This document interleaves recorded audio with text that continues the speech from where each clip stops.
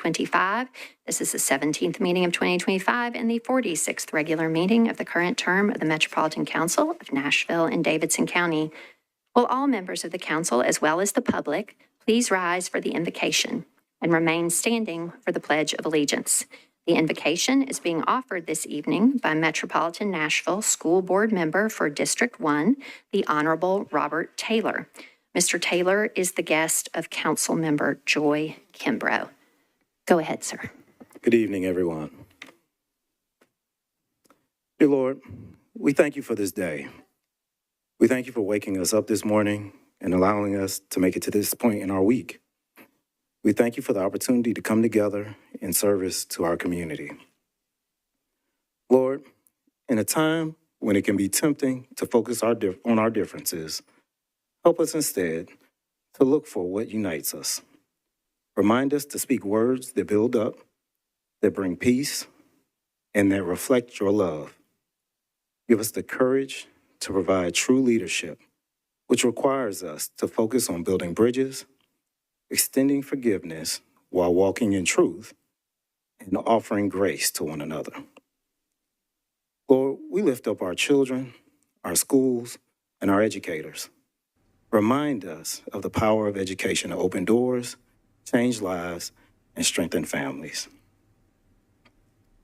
Help us to invest in the next generation so they can grow into the leaders that you called them to be. Give us wisdom today as we work together to find solutions to the challenges we face in Nashville. May we not look to our own interests, but seek the good of all. And above all, may we let the light of Christ shine through our actions by being kind, by serving with humility, and by loving our neighbors as ourselves. Bless this council meeting tonight. Lord, guide their discussions, guide their decisions, and their hearts, so that everything they do will help bring peace, justice, and opportunity to every corner of this city. In Jesus' name I pray and give thanks. Amen. I pledge allegiance to the flag of the United States of America and to the republic for which it stands, one nation, under God, indivisible, with liberty and justice for all.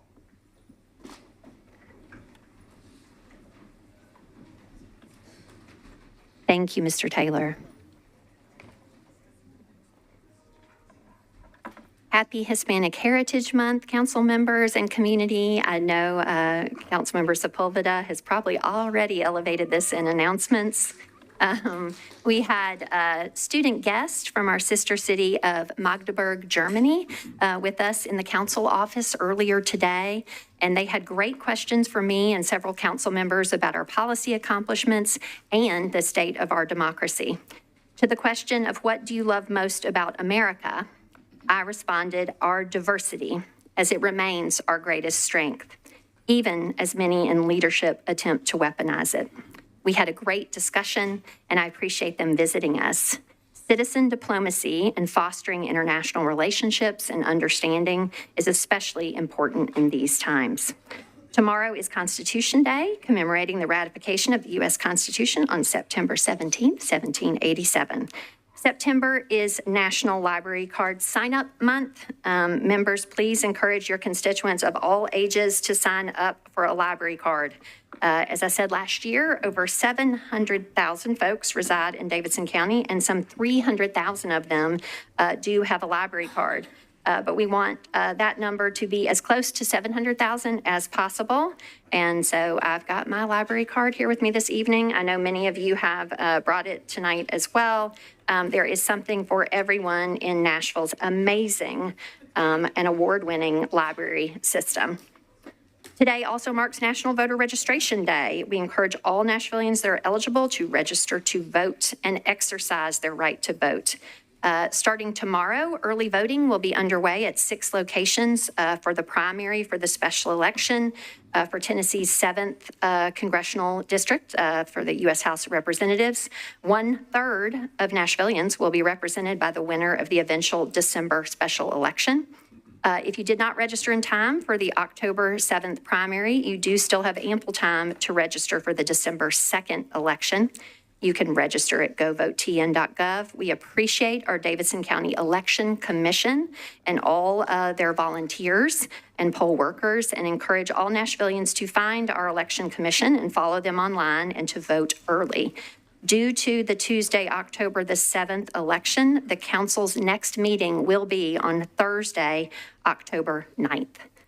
Council members, you have an updated committee roster on your desk. All committee chairs have chosen their vice chairs, and the roster reflects those additions. So a special thank you to vice chairs for your willingness to serve. All right. Without objection, we will suspend the calling of the roll and ask the clerk to please record the names of the members present throughout the meeting. Is there a motion for approval of the minutes of the meeting of September 2nd? And I hear a second. There is a motion properly seconded without objection. And seeing no one seeking to be recognized for a change to the minutes, the minutes of the meeting of September 2nd are approved. Mr. Clerk, are there any messages from the mayor? Yes, there is a message from the mayor. Vice Mayor and members of the council, 2 years ago, we were elected together with the goal of dedicating ourselves to public service on behalf of our shared constituents and working to make it easier for more of us to stay. We've put our heads down, overcome challenges, and made progress on important issues. School performance is up, we've invested in better city services, and crime is down significantly. Metro Schools followed up its record-high graduation rate last year and was recently named one of 17 districts out of just 145 in Tennessee to reach level 5 status for 4 consecutive years, another historic first for Metro Schools. We continue to expand more reliable services across the county, like improved routes for clearing snow and creating a standalone Department of Waste Services. Safety is up and crime is down across the board as our Metro Nashville Police Department continues to work with community leaders and expands into a new Southeast precinct. And we're standing up alternative community-based strategies like the Office of Youth Safety, alongside proven co-response models like Partners in Care and REACH. Now we look ahead. Choose How You Move, the landmark program you voted to put on the ballot and work to see passed, with majority support in every single council district, is on the go with implementation already delivering better, more reliable transit access, and we're just getting started. I've enjoyed being with so many of you across the county as we've cut the ribbon on beautiful new housing developments, almost always with attainable homes. Together, we've created our first budget that implements recommendations from the Unified Housing Strategy. Our work together over the past 2 years is helping make Nashville more affordable, safer, and an even better place to live, and we have much more yet to come. It's been an honor to partner with you, and I'm excited to continue to work with you to make it easier for our neighbors to stay. All my best, Mayor Freddie O'Connell. All right. Thank you, Mr. Clerk, and thank you, Mr. Mayor. We appreciate the message, and we appreciate the opportunity to work together for the betterment of Nashville at what is roughly the midpoint of our term here. So thank you. All right.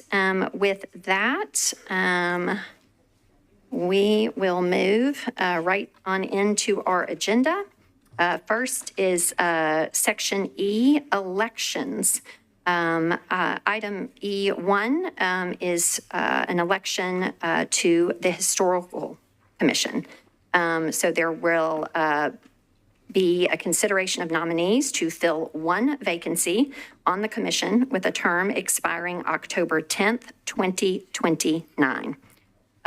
First, Chair Cash for the report of the Rules, Confirmations, and Public Elections Committee. You're recognized. Thanks. We approved both nominees to fill the vacancy in expiring August 10th, 2029.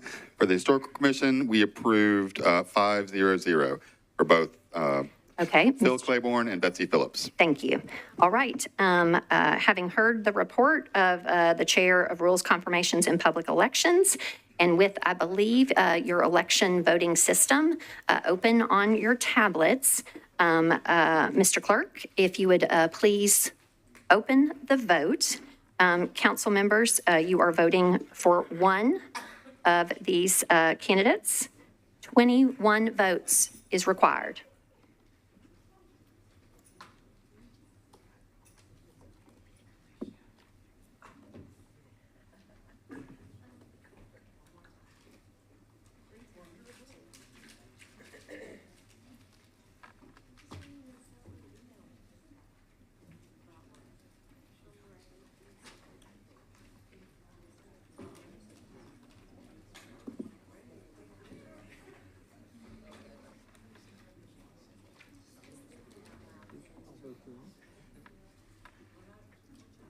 Mr. Clerk, with all votes in, would you please show the vote?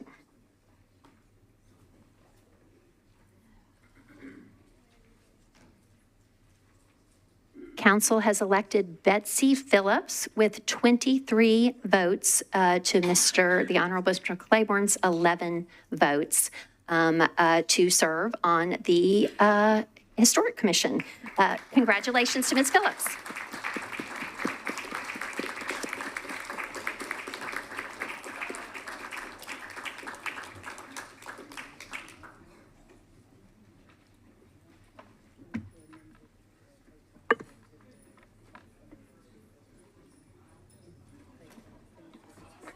All right, next on our agenda, Section F, Appointees and Nominees. This portion of the agenda shares all persons that were scheduled to appear before the Rules, Confirmations, and Public Elections Committee for an interview this evening. Referrals back to the committee will be by rule as part of the council's two-meeting process for all elections and confirmations. No votes will be taken by the body in this section of the agenda other than for deferrals. Chair Cash, your committee report, please. First, for any withdrawals and/or deferrals. There was one withdrawal for the Procurement Standards Board, the reappointment of Shannon Raybon. Okay, Ms. Raybon will be withdrawn. Okay, go ahead, Chair Cash, again, a brief summary report with just the name of the board and commission or committee and the persons who were interviewed today and will be referred back for confirmation consideration on October 9th. Go ahead, sir. Okay, I'm going to add that when the term expires. For the Action Commission, we had two, the reappointment of Michael Cousins for November 15th, 2028, for a term expiring then, and for Megan Godby for a term expiring July 2028. Both were 6, 0, and 0 in favor. We also had the appointment of Van Pinnock for the Auditorium Commission for a term expiring June 30th, 2028, approved 6 to nothing. For the Board of Mechanical, Plumbing, and Engineers examiners, we had we approved Weston Eiler for a term expiring September 21st, 2029, and Morgan Miller Wallace for a term expiring September 21st, 2029. 6 in favor, 0 against, 0 not voting. For the Historical Commission, we approved the appointment of Caitlin Jones for a term expiring August 10th, 2026. 6 to 0. And for the Historic Zoning Commission, liaison, same name, appointment of Caitlin Jones for a term expiring June 30th, 2030, 6 to 0. Is that all? I think I got them all. All righty. So again, those will be referred back for confirmation consideration by rule on October 9th. Next, Section G of the agenda. Chair, you are recognized for your committee report on the appointees in the second step of your two-meeting process. Yep. For the, let me see. Sorry. No worries. For the Arts Commission, the appointment of Camille Greer for a term expiring January 1st, 2027, approved 5 to 0. Board of Mechanical, Plumbing, and Electrical Examiners and Appeals, reappointment of James Lassiter for a term expiring August 1st, 2029, approved 5 to 0. For the Employees Benefit Board, appointment of Bradley Pinson for a term expiring June 30th, 2028, approved 5 to 0. And for the Fire and Building Code Appeals Board, reappointment of Marina Dupy for a term expiring June 20th, 2029, approved 5 to 0. All righty. May I have, please, Chair Cash, a collective motion to approve these appointments? So moved. Okay. Is there a second for that motion? All right. Is anyone seeking to remove an item from the collective vote for purposes of a no vote or abstention? Okay. Hearing none. All in favor, please say aye. Okay, council has confirmed all appointees. To our confirmed appointees, if you chose to return to the council chamber this evening, which is not required, Do please stand and be recognized if you are here as I read the names of everyone confirmed this evening. Council has confirmed the appointment of Camille Greer to the Arts Commission, James Lassiter to the Board of Mechanical Plumbing and Electrical Examiners and Appeals, Bradley Pinson to the Employee Benefit Board, Marina Ntupi to the Fire and Building Code Appeals Board. And yes, and so we appreciate you very much, whether you are here in chamber or watching from home, for your willingness to serve our city. Congratulations and thank you.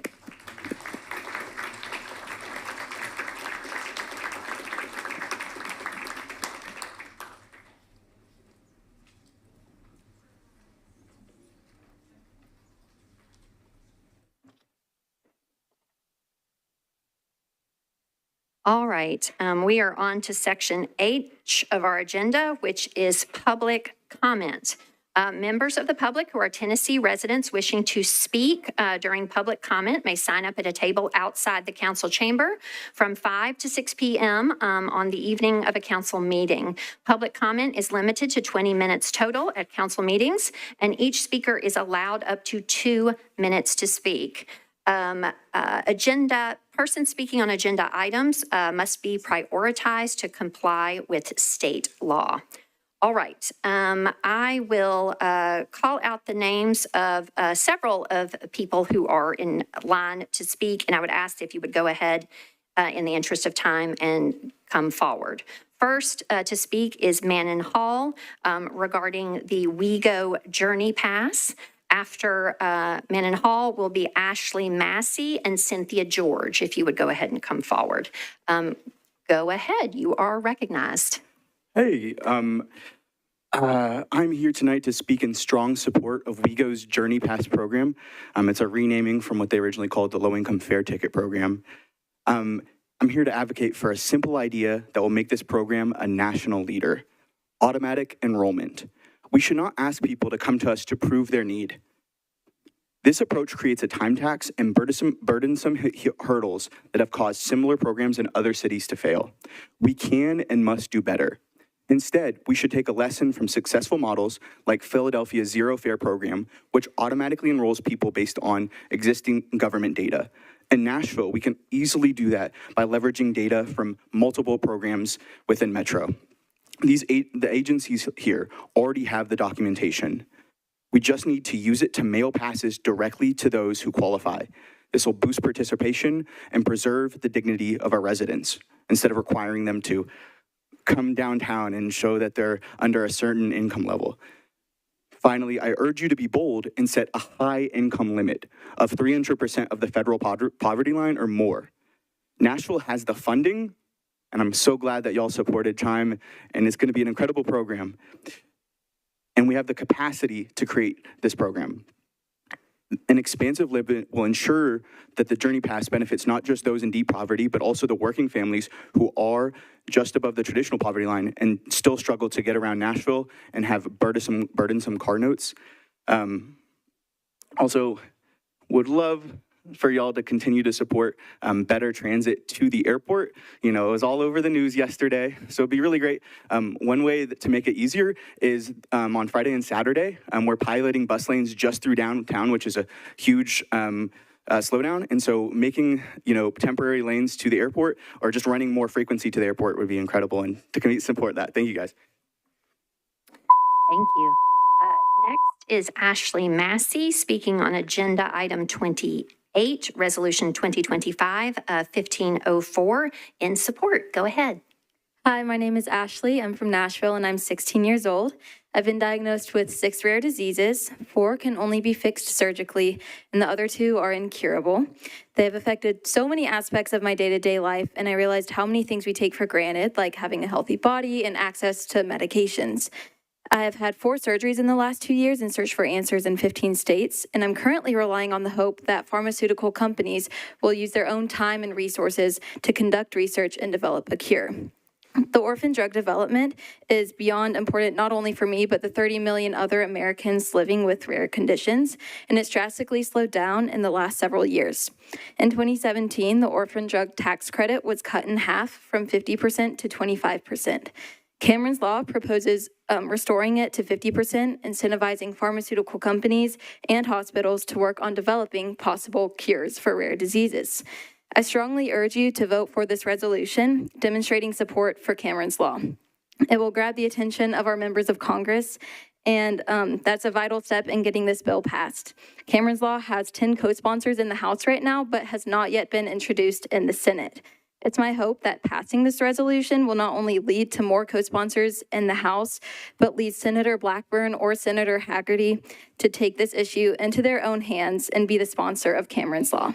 Thank you for your time. Thank you very much. Next will be Cynthia George. After Cynthia will be Steve Ryder and Shannon Foster, so be ready. Cynthia George is speaking on agenda item 27, resolution 2025-1503 in support.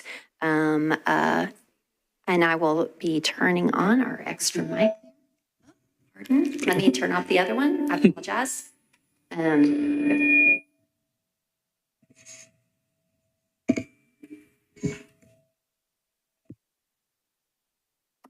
Hang on just a second. I do have the ADA mic on and the public mic off, so they should not be conflicting with each other. But ITS, we may need some assistance there. Only the ADA mic is on, and when it is on, we are hearing some challenges. The public one? Okay. Okay. We're going to provide assistance so that the public mic can be put at the same level of the ADA mic because we're having some difficulty. I do apologize.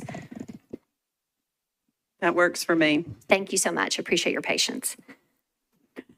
Hi, I am Dr. Cynthia George. I am a professor of social work at Tennessee State University. And I also serve on 2 of the subcommittees for the Mayor's Advisory Committee on People with Disabilities, the Transportation and the Outreach subcommittees. And I also chair a group working with the night mayor called Disabled to the Front, which is working to promote disabled people's access to nightlife and recreation in this city. And I'm here to speak about how important performing a citywide audit is. And people with disabilities will often suffer in silence. And unless you have disabilities, it's difficult to understand the challenges that we may face. And I'm here with my friend Emily Grooms tonight, who is blind. And even though I use a chair or a walker, I don't understand all of her needs, even though she's one of my dear friends, right? And so we have to communicate and we have to audit, we have to test things, and that is why this resolution is so important. And above and beyond that, thank you all for your service. I'm proud to be a Nashvilleian. Most of the people that I encounter here want to support people with disabilities. They want to serve us. They want us in their business establishments. They may just not necessarily know how. And sometimes that lack of knowledge, sometimes that fear will shut things down. And a citywide audit will help promote communication and build that collaboration and give the disabled community in this city an opportunity to be a part of the solution and to feel like a fabric, feel like they're part of the fabric of this city. And I hope that you will see fit to pass it and conduct a great audit. Thank you. Thank you very much. We appreciate you both being here. Next is Steve Ryder. He is speaking about agenda item 53, Ordinance BL 2025-1011 in opposition. Go ahead, Mr. Ryder. Thank you, Madam Chair and members of the council. I'm addressing the losing of Commerce Center Park as a public park downtown. The adjacent property owner is the proposed lessee of this at 211 Commerce, and that footprint they have there is half an acre. This public park is 3/10 of an acre, so they're expanding their footprint by 60%. And that property there, the 3/10 of an acre, that's worth millions of dollars. There was no appraisal done in the file that I saw regarding the value of that piece of property, and trust me, it's worth a lot of money. The terms and conditions that they put down there on this 3/10 of a property is they pay no rent. The operation, maintenance, and management of that is their discretion. They can set the operating hours, they can schedule it as they see fit. And I just don't think losing a public park is in the best interest of Nashvillians. Now, part of this transaction has some fire station space, office space, that they are going to build out, I guess, in the P1 parking garage. That's right, in the parking garage. I just want to let you know that if you talk to a commercial real estate person, there's plenty of office space downtown. Plenty of office space at favorable rates. You don't have to do this type of transaction. It doesn't make any sense. And this is a passive park. I know we hear these people come here and say, we want to activate the park. Well, you know sometimes people really don't want that. One of the most popular parks in London, one of the most popular, is a passive park. It just has trees, grass, and park benches. And guess what? Everybody loves it. Everybody loves it. But if we're going to go out there and just have people say, hey, there's some space over there, we want to activate it for our purposes. We don't want to go out there and get a permit, but we just want to do things our way. Thank you so much. Thank you. Next is Shannon Foster. After Shannon will be Michelle Jackson. Shannon Foster is speaking on agenda item 53, Ordinance BL 2025-1011, speaking in support. Go ahead. Thank you, Vice Mayor and members of council. I am the general manager of Dolly Parton Songteller Hotel and Dolly's Life of Many Colors Museum, and I have a letter from Dolly Parton that I'd like to read. Thank you, Vice Mayor and members of council. I want to take a moment to thank each of you for your support so far of my Life of Many Colors Museum and Songteller Hotel projects. Since I first arrived in Nashville back in 1964, fresh off the bus from Knoxville, and the very morning after graduating high school, I have called Nashville home. I have seen so much change in all of these decades, but the spirit of this wonderful city has never wavered. I have long dreamed of the right business venture to bring to the heart of downtown Nashville. I always knew it had to be something that would complement what we've been able to do in East Tennessee with Dollywood and our affiliated properties. I believe in my heart that the hotel and museum is the perfect venture for the perfect time. As we continue to work through the permit approval process, I feel it important for you to hear directly from me so you can understand that my heart is fully vested in bringing this to life. I have called Music City home for more than 60 years, and it has been the birthplace for so many of my dreams. As you may know, for the past year, we just workshopped my musical here at our studio south of town.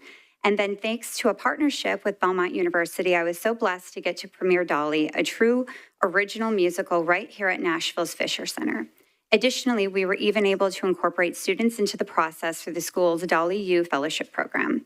I'm a Tennessee girl and proud Nashvillian, so anytime I can be of help to this community, I want to support projects that can create jobs, create memories, generate tourism, and lift people up from all walks of life. So know, as we move through this process, if there is anything else you need from me, please let my team know. Like I often say, I wake up with new dreams every day. What we're building on the corner of 3rd and Commerce in downtown is one of the most important things I want to see come to life. Thank you for your help in making that a reality. Love, Dolly. Thank you. Thank you. Next is Michelle Jackson, speaking on agenda item 27. This is resolution 2025-1503 in support. Michelle Jackson, are you present? Oh, hello, Ms. Jackson. Name, so I was hesitant because I apologize. You are recognized. Go ahead. Okay, awesome. Good evening. My name is Tika Jackson. I'm a legal professional with Tennessee State Government, an advocate, and appointed by the mayor to serve on the Mayor's Advisory Committee for People with Disabilities. The purpose of the committee is to promote education and awareness of the contributions, potentials, and needs of individuals with various disabilities. I'm speaking today in strong support of the resolution calling for a disability audit across Nashville and Davidson County. This issue is deeply personal to me. My oldest brother is part of the disability community. He is nonverbal and was clinically diagnosed with intellectual and developmental disabilities at birth. My mother is his primary and full-time caregiver and has been an advocate for him her entire life, as well as mine. And I proudly support her efforts, and I too assist with his care. We've experienced firsthand the systematic barriers that people with disabilities face every day, whether it's in transportation, housing, public spaces, or just assessing public basic services. We spent years not only advocating for my brother, but for the disability community as a whole, because we believe in a city where everyone has equal opportunity to belong, participate, and thrive. This audit is necessary and long overdue towards steps to that goal. The disability audit is not about pointing out flaws. It's about finding solutions. It's giving us data, the feedback, and the direction we need to make a meaningful change, from sidewalks and signage to public restrooms and digital communication. And the best part is that it's the changes that are needed and necessary for everyone: families with strollers, elderly residents, tourists, and more. By supporting this resolution, the Metro government is saying to the disability community, we see you, we value you, and we're willing to do the work to make our city better for everyone. Let's continue to lead with commitment and building a more inclusive Nashville. I respectfully urge you to pass the resolution. Thank you. Thank you, Ms. Jackson. All right, last for public comment is Sam Pachulet. Sam, are you here? Here you are. Sam is speaking on workforce development. How are you all? We are good. You are recognized. Am I allowed to share the mic in my 2 minutes? You may, sir, yes. All right. Good evening, everyone. I'm Sam Petulot. For those of you that I don't already know, I'm the Executive Director of Music City Construction Careers. I wanted to come out here tonight to say thank you to the council and to the city of Nashville for supporting the work that we've been doing at Music City Construction Careers since 2019. I've got a couple of guests and partners in crime with me up here. My program coordinator, Ms. Brandy Bishop, and a couple of pre-apprentices that are in our program right now. I wanted to just give them a chance to say hello real fast and what they're working on. Go ahead. My name is Miasha Hassel. I want to give a shout out to Ms. Delicia. She's very helpful in our program, and as well as Sam and Brandy. I'm interested in being an electrician or going into sheet metal.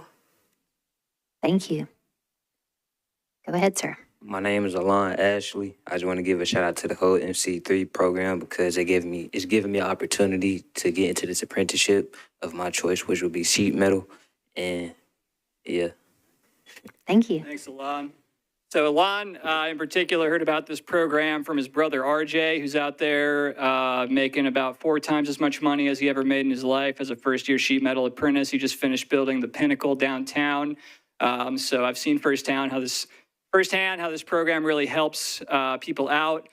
We like to say that we work with people, some coming back from incarceration, some that are unemployed, some that are underemployed, some that just really don't like their job. I know I'm talking to folks that do a really hard job right now who probably have fallen into at least one of those categories, maybe not in the not so recent past. So thank you again, and we look forward to continuing our work with the city. Thank you very much. All right, that concludes our public comment.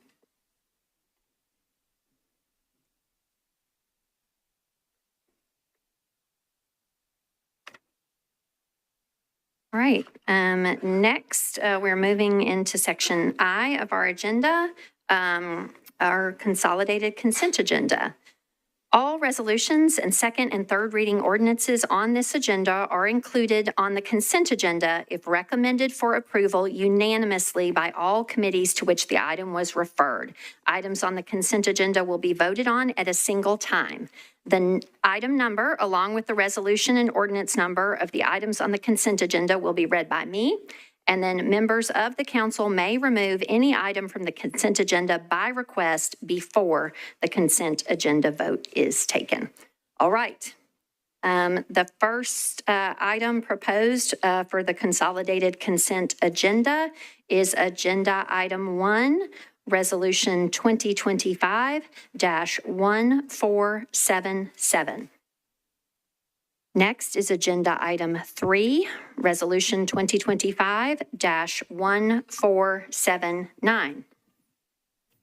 Agenda item 4, Resolution 2025-1480.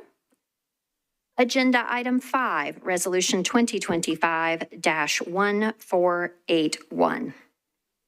Agenda item 6, Resolution 2025-1482. Agenda item 7, Resolution 2025-1483.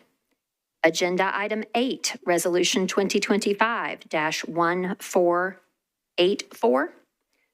Agenda item 9, Resolution 2025-1485. Agenda item 10, Resolution 2025-1486. Agenda item 11, Resolution 2025-1487. Agenda item 12, Resolution 2025-1488. Agenda item 13, Resolution 2025-1489. Agenda item 14, Resolution 2025-1490. Agenda item 15, Resolution 2025-1491. Agenda item 16, Resolution 2025-1492. Agenda item 17, Resolution 2025-1493. Agenda item 18, Resolution 2025-1494. Agenda item 19, Resolution 2025-1495. Agenda item 20, Resolution 2025-1496. Agenda item 21, Resolution 2025-1497.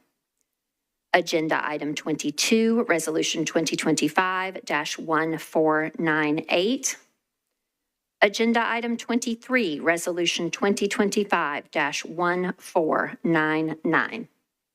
Agenda item 24, Resolution 2025-1500. Agenda item 25, Resolution 2025-1501. Agenda item 26, Resolution 2025-1502. Agenda item 27, Resolution 2025-1503. Agenda item 28, Resolution 2025-1504. Agenda item 29, Resolution 2025-1505. Agenda item 30, Resolution 2025-1506.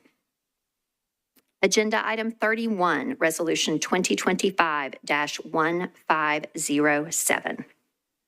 Right, that concludes our resolutions proposed for consent. Next, we will go to items on second reading proposed for the consolidated consent agenda. First among those is agenda item 48, ordinance BL 2025-1003. Agenda item 49, ordinance BL 2025-1004. Agenda item 52, ordinance BL 2025-1010. Agenda item 54, ordinance BL 2025-1012. Agenda item 55, ordinance BL 2025-1013. Agenda item 56, ordinance BL 2025-1014. Agenda item 57, ordinance BL 2025-1015.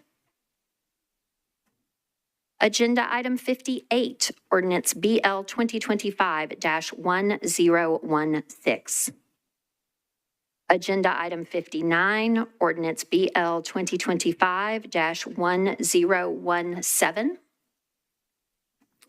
Agenda item 60, ordinance BL 2025-1018.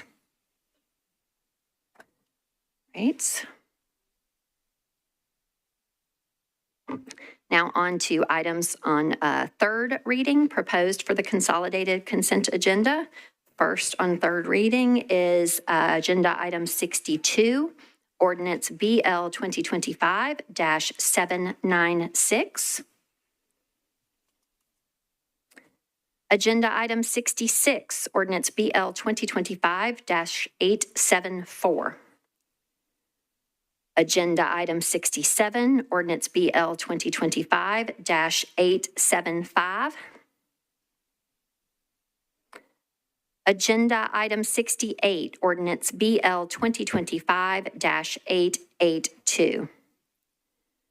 Agenda item 69, ordinance BL 2025-883. Agenda item 71, ordinance BL 2025-946. Agenda item 72, ordinance BL 2025-948. Agenda item 74, ordinance BL 2025-976. Agenda item 75, ordinance BL 2025-977. Agenda item 76, ordinance BL 2025-978. Agenda item 77, ordinance BL 2025-979. Agenda item 78, ordinance BL 2025-980. Agenda item 79, ordinance BL 2025-981. Agenda item 80, ordinance BL 2025-982. Agenda item 81, ordinance BL 2025-983. Agenda item 82, ordinance BL 2025-984. Agenda item 83, ordinance BL 2025-985. Agenda item 84, ordinance BL 2025-986. Agenda item 87, ordinance BL 2025-989. Agenda item 88, ordinance BL 2025-990. Agenda item 89, ordinance BL 2025-991. Agenda item 90, ordinance BL 2025-992. Agenda item 91, ordinance BL 2025-993. Agenda item 92, ordinance BL 2025-994. Agenda item 93, ordinance BL 2025-996. Agenda item 94, ordinance BL 2025-997. Agenda item 95, ordinance BL 2025-998. Agenda item 96, ordinance BL 2025-999. Agenda item 97, ordinance BL 2025-1000. Agenda item 98, ordinance BL 2025-1001. And the last item proposed for the consolidated consent agenda is agenda item 99, ordinance BL 2025-1002. Do any items need to be removed from the consent agenda? If so, members, please join the queue to request that. Councilmember Porterfield, Madam Pro Tem, you are recognized. Thank you, Vice Mayor. I would like to remove agenda item number 3, RS 2025-1479. Okay. Ms. Porterfield has requested the removal of agenda item 3. This is Resolution 1479. It has been removed from consent. Next, Councilmember Ewing, you are recognized. Thank you, Vice Mayor. I'd like to take 27 and 28, RS 2025-1503 and 1504 off the consent agenda. Okay, Councilmember Ewing has requested the removal of agenda items 27 and 28. These are resolutions 1503 and 1504, and they have been removed from consent. Next is Councilmember Coupin. Mr. Coupin, you're recognized. Thank you, Madam President. Item number 30, please. Okay. Councilmember Coupin has requested the removal of agenda item 30. This is resolution 1506, and it has been removed from consent. Next is Councilmember Cortez. Councilmember Cortez, you're recognized. Thank you, Vice Mayor. I would like to remove agenda item number 29. Okay. Councilmember Cortez has requested the removal of agenda item 29. That is resolution 1505. It has been removed from consent. Next is Councilmember Benedict. You're recognized. Thank you, Vice Mayor. I'd like to remove numbers 68 and 69, Bill 2025-882 and 883. Okay, Councilmember Benedict has requested the removal of agenda items 68 and 69. These are ordinances 882 and 883, and those have been removed from consent. All right, do any additional items need to be removed from consent? All right, seeing none. Mr. Clerk, are all committee reports in for the items remaining on the consent agenda? Yes, all committee reports are in. Thank you, Mr. Clerk.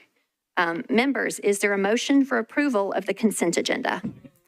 Okay, properly moved and seconded. All in favor, please say aye.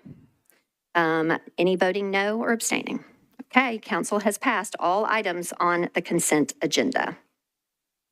All right.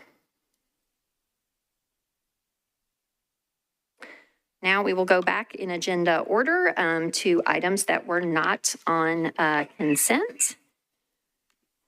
So back now to the section of our agenda on resolutions. First among those is agenda item 2, resolution 2025-1478, sponsor Toombs. This is a resolution setting the compensation of the chair and the members of the Metropolitan Board of Equalization. Ms. Toombs, Chair of Budget and Finance, you are recognized. Thank you, Madam Vice Mayor. Committee report, and that is me. Budget and Finance voted to recommend approval of the resolution as substituted, 8 in favor, 0 against, 0 not voting. Okay. All righty. So that is good to know at this juncture. I do know that we have a late substitute.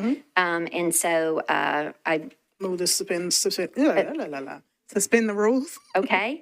Councilmember Toombs has moved to suspend the rules for the purposes of taking up a late substitute that was responsive to questions elevated in the Budget and Finance Committee. The sponsor of that late substitute, which members will have received, is Ms. Benedict. Is there any objection to a suspension of the rules for purposes of taking up the late substitute? Okay, seeing none. Mr. Cash, do you have a report from your committee? Yes, we voted 6 in favor, 0 against on that late filed item. Okay, all righty. So having heard the report of Chair Cash and seeing no one here to be recognized for purposes of objecting to suspension of the rules are suspended. And as such, Ms. Toombs, if you would like to offer the late substitute, you may, or we can defer to Ms. Benedict. I'll defer to Councilwoman Benedict. Okay. All right. Let's see at this juncture, we have a committee report. Have you made a motion to approve, though, to get the bill before us? Okay, would you please do so? Move for approval. Is there a second? Okay, so the bill is properly before us. We've heard the nature of that substitute by way of committee reports. And now, Ms. Benedict, you are recognized. Thank you, Madam Vice Mayor. So colleagues, this resolution increases the pay for the members of the Metro Board of Equalization. And as you know, the MBOE hears and rules on appeals for assessed values of properties. They meet frequently, 4 days a week, often for 7 to 8 hours a day, and I believe that they deserve a pay raise, which is what this resolution does. At the same time, though, most of us have received a plethora of phone calls and emails this year about the unprecedented increase in property values from this year's reassessment. People are concerned. And so when people appeal their value, it makes it to this board, and the board rules against, and if the board rules against their appeal, people are disgruntled. And they're watching. And in many, many cases this year where constituents feel like they aren't heard, again, they're watching us. So people already have a diminished view of their government these days. And so when they don't feel heard after all of the work and research that they bring to the MBOE, then they start to look for reasons that further erode trust. Giving these board members a pay raise can be perceived as a bias, especially when that raise is paid out of the assessor's budget. I've heard from tons of Nashvillians that they feel like the deck is stacked against them. They find it hard to go to meetings because it's behind closed doors. They can't access recordings because they are afraid to contact the department that is perceived to have just denied their appeal. A lot of this is not accurate, of course. The assessor doesn't deny the appeal. The MBOE rules on that. And the recordings are readily provided upon request. But what I've heard is that it feels to the public like there's an obstacle to get to it. So with all this in mind, since we're increasing the pay of the MBOE, it's important that we clarify and improve where we can. So I have a substitute, Vice Mayor, that I'd like to move. There is a motion to substitute with the late filed substitute. Is there a second? Okay, we are now on the motion to substitute. Go ahead. Thank you, Vice Mayor. So the late filed nature, as was said earlier, is due to feedback in the Budget and Finance Committee yesterday, but the new substitute does three things. First, it requests that Finance pay the MBOE members, and that improves the perception of the financial independence between the assessor and the MBOE. Second, it requests that the Metro Clerk hold all audio and video recordings since the clerk is the city's public information coordinator.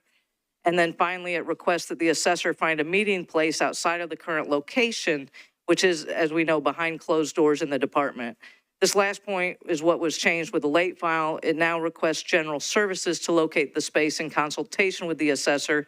And further, the request is for general services to provide a space that will allow for future video, broadcasting, and recording. There's an email from the assessor in your inbox and a letter on your desk indicating the assessor's support of the substitute resolution. And again, I renew my motion to approve the substitute. All righty. Ms. Ellis, are you seeking to be recognized on the substitute? Okay, go ahead, ma'am. Yeah, thank you, Vice Mayor. So I just wanted to read into the record a letter from our assessor of property, Ms. Vivian Wilhoit. Thank you all for your service to the citizens of Metro Nashville and Davidson County. I am unable to be with you tonight as I am attending an assessor retreat with fellow assessors from the other 95 counties administered by our governing body, the state of Tennessee's Comptroller of the Treasury, and the Department of Property Assessments. I expressed support of this legislation in the Council's Budget and Finance meeting on Monday, September the 15th, 2025, with some changes. I want the full Metro Council to be aware of my support for the late filed resolution, RS 2025-1478, that indicates increased compensation for the hardworking independent MBOE. Moving the independent MBOE to another secured location separate from the office of the assessor of property, and further removing the compensation to the independent MBOE from the assessor of property's budget, and removing my amazing staff as the payer of the compensation to the independent MBOE. The independent MBOE is not my board, it is your board. Other than the state laws requiring us to assist the independent MBOE, the independent MBOE is a separate entity from the assessor of property and staff. The members are appointed by the mayor and confirmed by you, the Metro Council. Since being blessed by Davidson County voters to be the assessor of property in 2016, I question why the independent MBOE was structured to operate in the office of the assessor of property and be compensated from the assessor of property's budget. Former assessor of property, the beloved Joanne North, stated that she questioned the process when she was the property assessor from 1992 to 2008. We were both told that's just the way it is. I asked the Metro Legal Department to research the issue. According to recent research by Metro Legal, the structure of the independent MBOE operating out of the assessor of property's office and their compensation placed and paid for from the property assessor of property's budget has been structured this way for close to 30 years. As I stated in the audit committee on June the 24th and on August the 7th, it requires legislation by the mayor and the Metro Council to restructure what was established by the mayor and the Metro Council 30 years ago. I am happy to read that the substitute has been amended to remove the assessor of property to be responsible for finding another separate secured location for the independent MBOE, and that our suggestion of this responsibility be appropriately assigned to the Metro Department of General Services.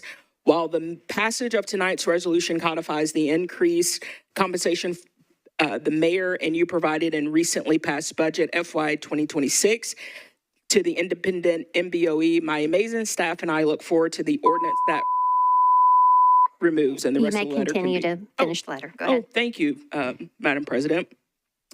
And I look forward to the ordinance that removes the assessor of property as the payer of compensation to the independent MBOE and the ordinance to assign the relocation of the independent MBOE to the Department of General Services. I ask for your support of the late filed substitute RS 2025-1478 as provided to me today by the Metro Legal Department.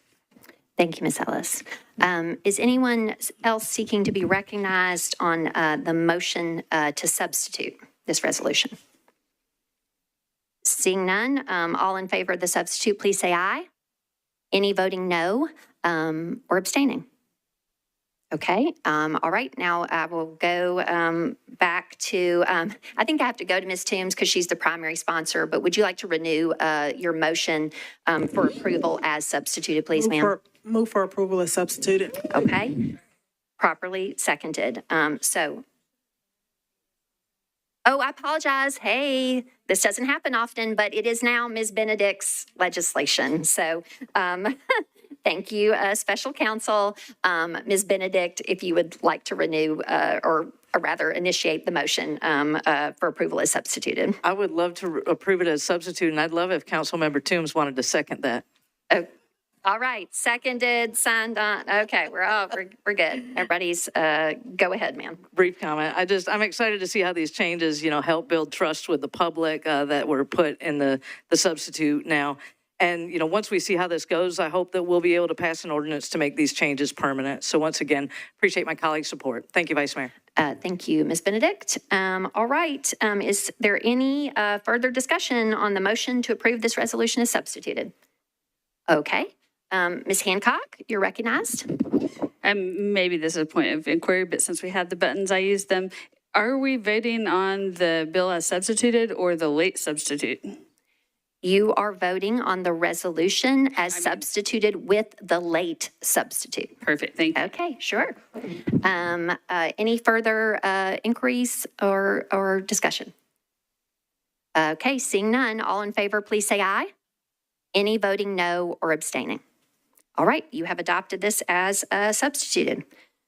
Next is agenda item 3, resolution 2025-1479, sponsor Toombs. This is a resolution authorizing the Metro Department of Law to compromise and settle the civil rights claims of Alan Doskey against the Metropolitan Government of Nashville and Davidson County in the amount of $70,000, with said amount to be paid out of the Judgment and Losses Fund.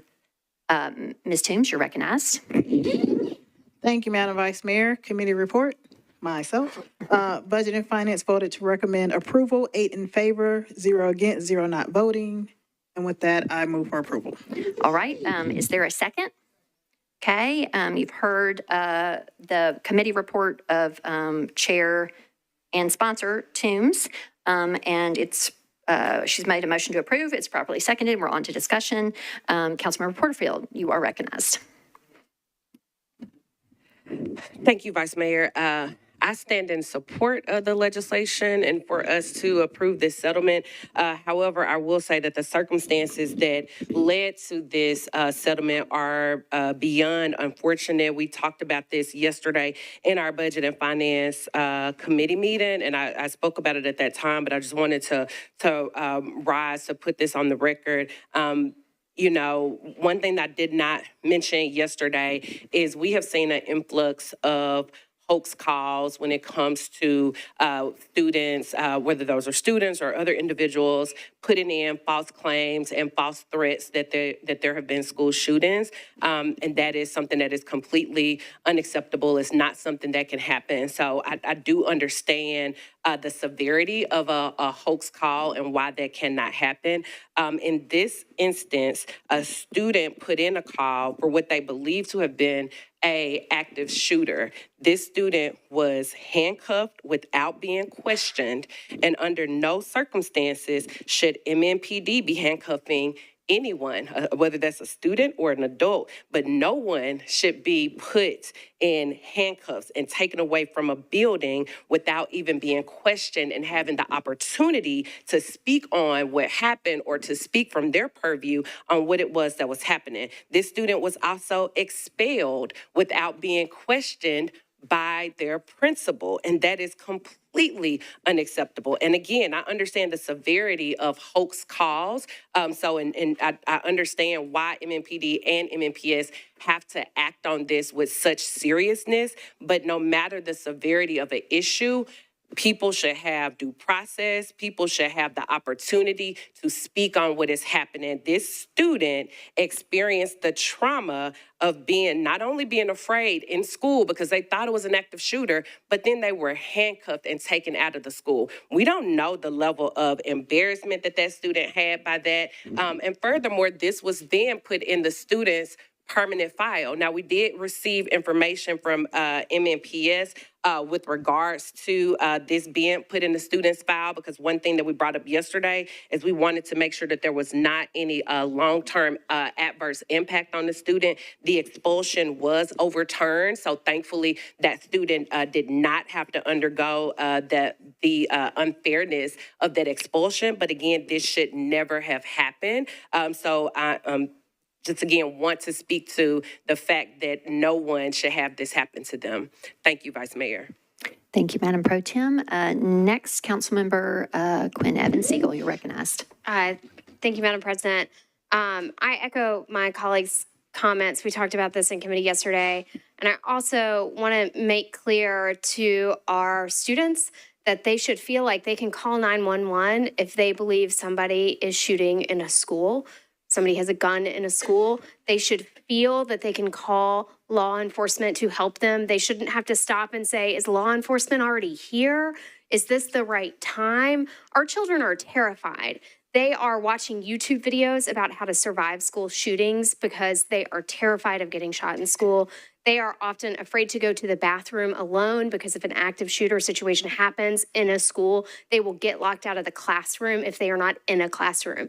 There are girls who don't go to school when they have their periods because they know they're going to have to go to the bathroom at some point during the day, and they don't want to get shot doing it. We should not have children who have good faith beliefs that they are going to get shot or somebody's going to get shot or that shooting is happening feeling like they cannot call the police. And I would urge our schools to be very careful in these situations. Obviously, we should never have hoaxes. Those are incredibly disruptive to the day, but they're not as disruptive as somebody's child going to school and not coming home. And that's what kids are living with right now. Thank you. Is there any further discussion on this resolution? Seeing none, all in favor, please say aye. Any voting no or abstaining? Okay, you have adopted this resolution. Next.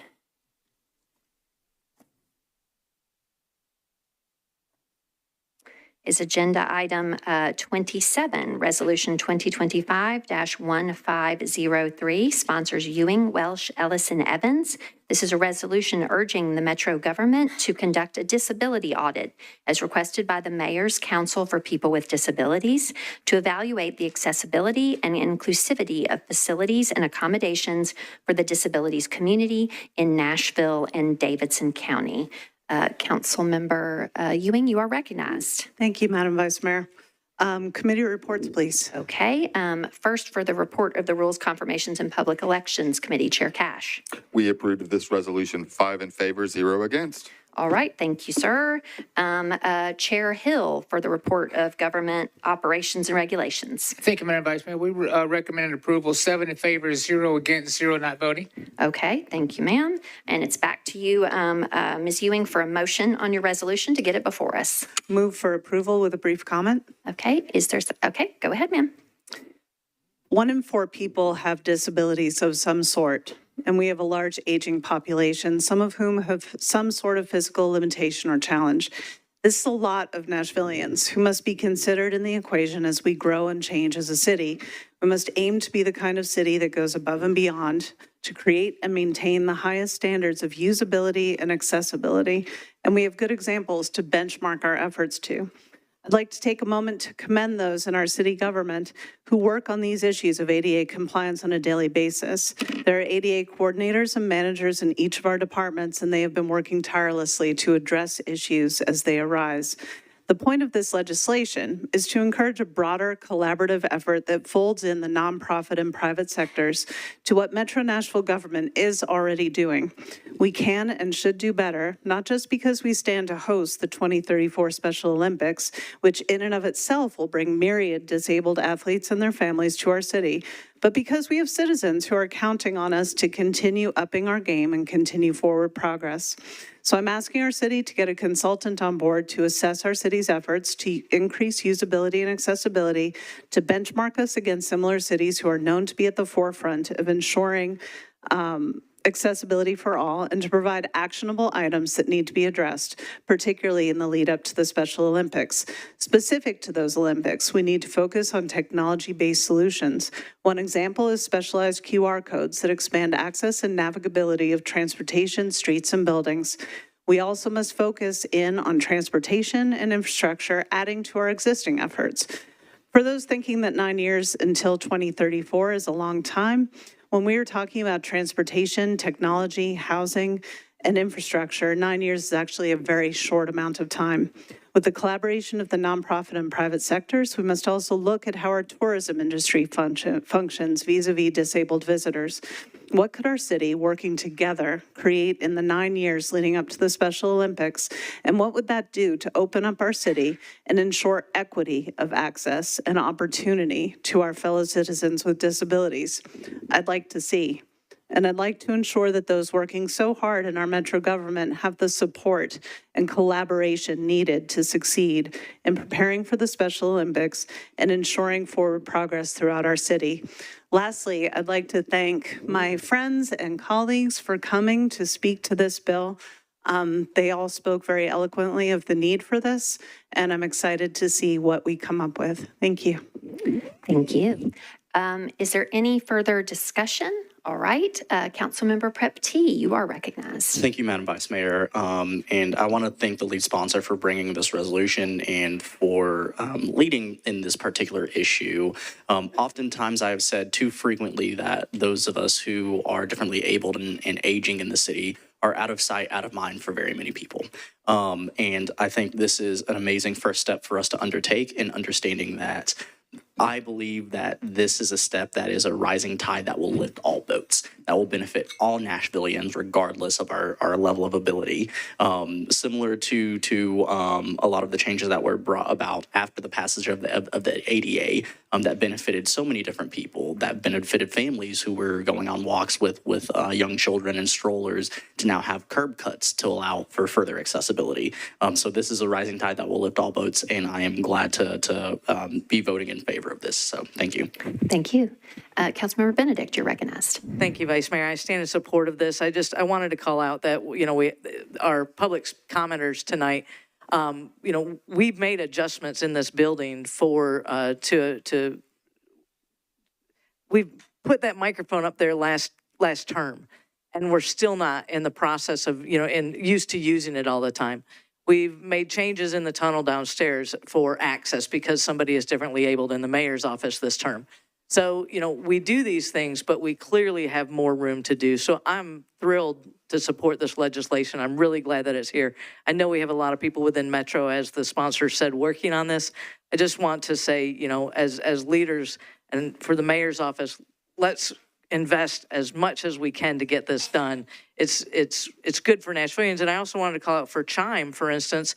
One of the small things that happened on Gallatin Pike in District 7 was ramps, disability ramps were added to some streets around Gallatin Pike. Those types of changes are small, but very significant to anybody who's using that infrastructure. So I would commend the administration for continuing that and just double down on how much we need to do this. Thank you. Thank you, Ms. Benedict. Is anyone else seeking to be recognized? Ms. Ewing, would you like me to recognize you again, ma'am? Oh, no, that's fine. Just want to make sure. All right, seeing no further discussion, we will move to the vote. All in favor, please say aye. Any voting no or abstaining? All right, you have adopted this resolution. Next is Agenda Item 28, Resolution 2025-1504. Sponsors Druffel, Ewing, Welsh, Ellis, and Evans, a resolution supporting the passage of Cameron's Law, which accelerates rare disease innovation and access by United States Congress. I'm going to recognize you, Ms. Ewing, because I know lead sponsor Druffel is not presently with us. So you are recognized. Go ahead.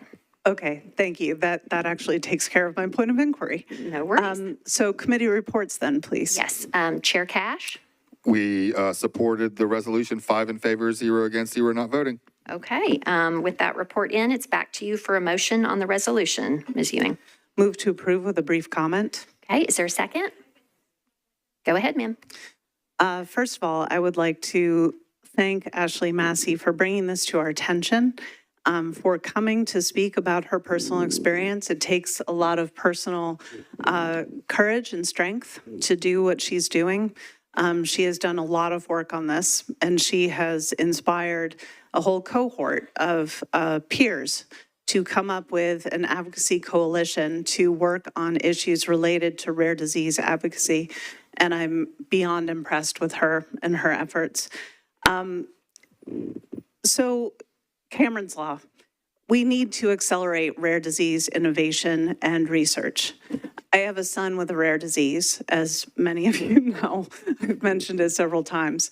Point being that in some cases, rare diseases can also lead not only to innovation for that specific disease group, but it can lead to breakthroughs for other disease groups. So my hope is that in putting this resolution forward, we can get a light shown on this issue and get our national legislators that represent our state to be champions for this bill. Hopefully, Marsha Blackburn and Bill Haggerty will consider this. We've brought it to their attention, and I am hoping that they see the utility of this. Without this law, the 25% tax credit is not going to be enough to inspire the research that is necessary to make these breakthroughs in rare disease medications and interventions. So my hope is that this will garner the attention that it needs. And again, thank you, Ashley. Thank you, Ms. Ewing. Is any other member seeking to be recognized regarding this resolution? Okay. Seeing none, all in favor, please say aye. Any voting no or abstaining? All right. Council has adopted this resolution as well. Next is Agenda Item 29, Resolution 2025-1505, sponsors Cortez, Welsh, Ellis, and Evans. This is a resolution urging the Tennessee General Assembly to support reforms to the state's property tax freeze program to include those with disabilities. Mr. Cortez, you're recognized, sir. Thank you, Madam President. I would like to say thank you to my constituent, Patricia Scobey, for bringing this to my attention. I would like to read a comment from her. Unlike many seniors, disabled residents often haven't had the opportunity to build savings through decades of employment. They frequently live in single-person households, rely solely on fixed incomes, and experience costs far exceeding those of non-disabled peers. These individuals face steep financial barriers, yet remain excluded from relief programs designed to protect those on fixed incomes. In fact, households with a disabled adult require 28% more income to maintain the same standard of living as those without disabilities. The average SSDI benefit in 2025 is $1,581 a month, just over $18,972 a year, which falls below the federal poverty guideline for a two-person household. Nearly half of disabled individuals live in households earning under $30,000 a year, well below the current program's $60,000 cap. So I want to thank Patricia Scobey for bringing this to my attention and her advocacy, and I would urge my colleagues to vote yes. And I would like to move for approval. Thank you. Thank you, Mr. Cortez. Okay, so we also need for you to please ask for your committee reports, sir. Okay, that's okay. No worries. It's on me as well. No, all good. Chair Cash, for the report of rules, confirmations, and public elections, please. We voted approval, 5 in favor, 0 against, 0 not voting. Okay. All right. With that, if you would please move approval, which maybe you did, and move for approval. Okay. Thank you. Seconded. All right. So it's properly before us. You've heard the committee report, and you have heard the perspective of sponsor Cortez and his constituent. And so we are now on to discussion. Is anyone else seeking to be recognized for discussion on this resolution? All right. Seeing none, all in favor, please say aye. Any voting no or abstaining? All right. We have adopted this resolution. All right. Next is agenda item 30, resolution 2025-1506, sponsors Coupon, Gad, Bradford, Gregg, Huffman, Weiner, Johnston, Nash, Swara, Hill, Spain, Hancock, Cap, Webb, Welsh, and Ellis. This is a resolution recognizing the 45th anniversary of the Tennessee Performing Arts Center and the centennial anniversary of the War Memorial Auditorium. Mr. Coupon, you are recognized, sir. Thank you, Madam President. Committee reports, please. All right. Chair Cash for the report of rules, confirmations, and public elections, 1506. We voted and we approved, 5 in favor, 0 against, 0 not voting. Okay. Thank you so much. Back to you, Mr. Coupon, for a motion. Thank you, Madam President. Move approval with a comment. All right. Is there a second? Go ahead, sir. Thank you. Alan Rickman said that actors are agents of change. Film, a piece of theater, a piece of music, or a book can make a difference. It can change the world. And it's only fitting that as legislative agents of change, we recognize this momentous occasion. TPAC has stood as a cornerstone for Tennessee's cultural life, advancing the performing arts and arts education. It has hosted 2 million students and 14 million audience members in 45 years. They also managed the War Memorial Auditorium, which was dedicated on September 21st, 1925, 100 years ago, and has since stood as a landmark venue that has twice hosted the Grand Ole Opry, once from 1939 to 1943, and once again after the 2010 flood. TPAC and the War Memorial Auditorium embody a century of Tennessee's dedication to artistic vision, advancing opportunities for both established institutions and emerging artists, and reinforcing Nashville's role as a center for performance, culture, and education. We know that discussions for the new location of TPAC is ongoing, and I look forward to visiting the new facility, ushering in a new area of fabulous programming. Our huge congratulations to TPAC. And with that, I'd like to amend my motion to include Rule 12.3, please. All right. So there is a motion to amend the motion with Rule 12.3 applied such that all members voting in the affirmative will be listed as co-sponsors. I believe I heard a second for that motion. All right. It is properly before us, and we are on to discussion. Are any members seeking to be recognized regarding this resolution? Okay. Seeing none, all in favor, please say aye. Any voting no or abstaining? Ms. Evans Siegel will be recorded, Mr. Clerk, as an abstention, please. All right. Council has adopted this resolution. All right. Next, agenda item K, a late resolution. Taking this up will require a suspension of the rules. I will go ahead and read the caption. This is a resolution approving, agenda item K1, a resolution approving a $260,000 settlement agreement between the Metropolitan Government of Nashville and Davidson County by and through the Information Technology Services Department and Comcast Nashville LLC. Sponsor Toombs. Ms. Toombs, you are recognized. Thank you, Madam Vice Mayor. Move to suspend the rules. Okay. Mr. Cash, can you give us a report on the nature of the late file, please, sir? Oh, I'm sorry, sir. Go ahead. Yes, we supported the late filed nature, 6 in favor, 0 against, 0 not voting. Okay. Having heard the report of Chair Cash, is there any objection to the suspension of the rules? Okay. Seeing none, the rules are suspended. And so, Ms. Toombs, you are recognized. Thank you. Committee report. Budget and Finance voted to recommend approval, 7 in favor, 0 against, 0 not voting. And with that, I move for approval. Okay. All righty. I guess we also had a secondary report from rules, but you may have already shared that previously. That was only just on the nature. Okay, got it. All good. Okay, so this is properly before us, and we are on to discussion. Is there anyone seeking to be recognized? Okay, Councilmember Welsh, you're recognized. Thank you, Vice Mayor. I am trying to figure out why we are not suing Comcast for the money that we're owed and instead settling for such a lesser amount. Maybe I'm misreading the entire thing, but that would be my question, why we're not actually going to take this to court. I am happy to direct that question to the administration table and a representative of the legal department. Okay, Metro Legal, you are recognized. If you would please introduce yourself. Sure, Macy Amos from Metro Legal. Our department made a decision along with Comcast to accept this negotiated settlement agreement. I know that there's a time sensitivity to it, so we will miss out on the funds if it is not approved by this body by September 30th. If I could ask Vice Mayor why we are settling for such 25% of what's owed to Metro? All right. Comcast is actually at fault? Ms. Amos, can you elaborate on that? The question, Ms. Welsh, is the settlement appears to be 25% of what she asserts or is owed. If you could just address that, please.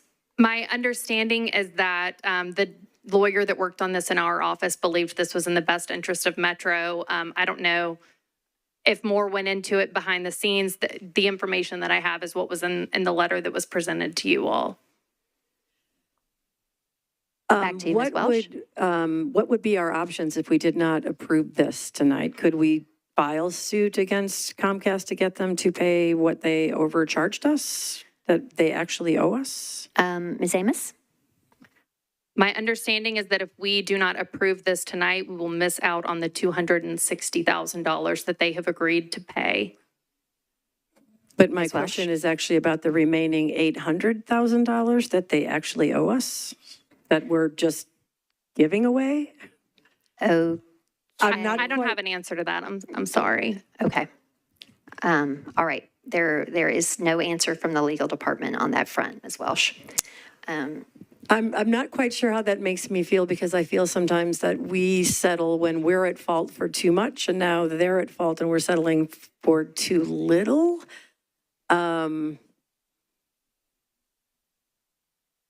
I'm not sure what my next question would be. I really have to think about that. Thank you. All right. Discussion continues. Chair Porterfield, you're recognized.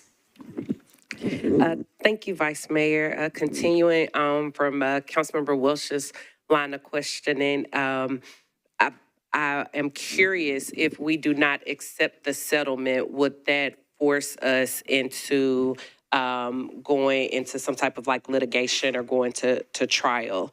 And I was wondering if we had that information from Metro Legal.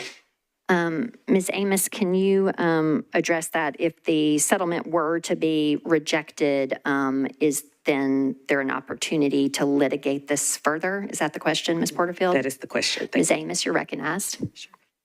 That's a determination that would be made by the Department of Law as to whether or not we deemed it worthwhile. I'm not sure. I'm just not familiar with the facts here. So I just can't really say one way or another. I know that, what's before you right now is accepting or not accepting $260,000 from Comcast.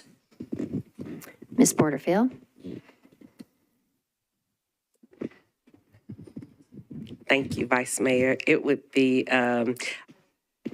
these questions would have been more appropriate for budget yesterday. So I want to start by acknowledging that. I wish that this was raised yesterday in budget because I think that it would have been more prudent to have that conversation at that time. While acknowledging that, I will also say that it is, we really need to make sure that we can get the information that we need to be able to make the decisions that we need to make. And it's really hard when we don't have all the information in front of us, but we also have the opportunity to get that information before the meeting. So thank you, Vice Mayor. Thank you, Ms. Porterfield. Councilmember Parker, you're recognized, sir. Thank you, and I apologize. I'm just now reading this letter for this late filed settlement. So I believe my question is addressed in the letter, but I have another question, which is the accounting firm that we engaged to review these franchise fees. What is their, are they party to the settlement? Did they, because I assume that the reason that we would not be getting the full amount from Comcast is because we gave them an incorrect calculation of what was owed, which was in excess. I'm not clear. Like, so does the firm have any culpability here? I guess that's a question for legal. Okay. Ms. Amos, you are recognized to address the question of Mr. Parker, if possible. Oh, Mr. Rosenberg for the administration. Go ahead, sir. Thank you, Madam President. If the body would be willing, we would suggest maybe this be rolled to the heel so we can hunt down all the information to the questions that are being asked. Is there any objection to that, colleagues? Go ahead, Ms. Porterfield, you're recognized. Thank you, Vice Mayor. No objection to that, but if we could continue the conversation so that all the questions could get out so that we could know what information we need to get at the Hill. Fair point. All right. I guess at this juncture, knowing that we were going to move it to Hill for the answers, Mr. Parker, have your questions been posed at this juncture, or are there further questions that you want to pose at this time? I'm sorry, sir. Go ahead.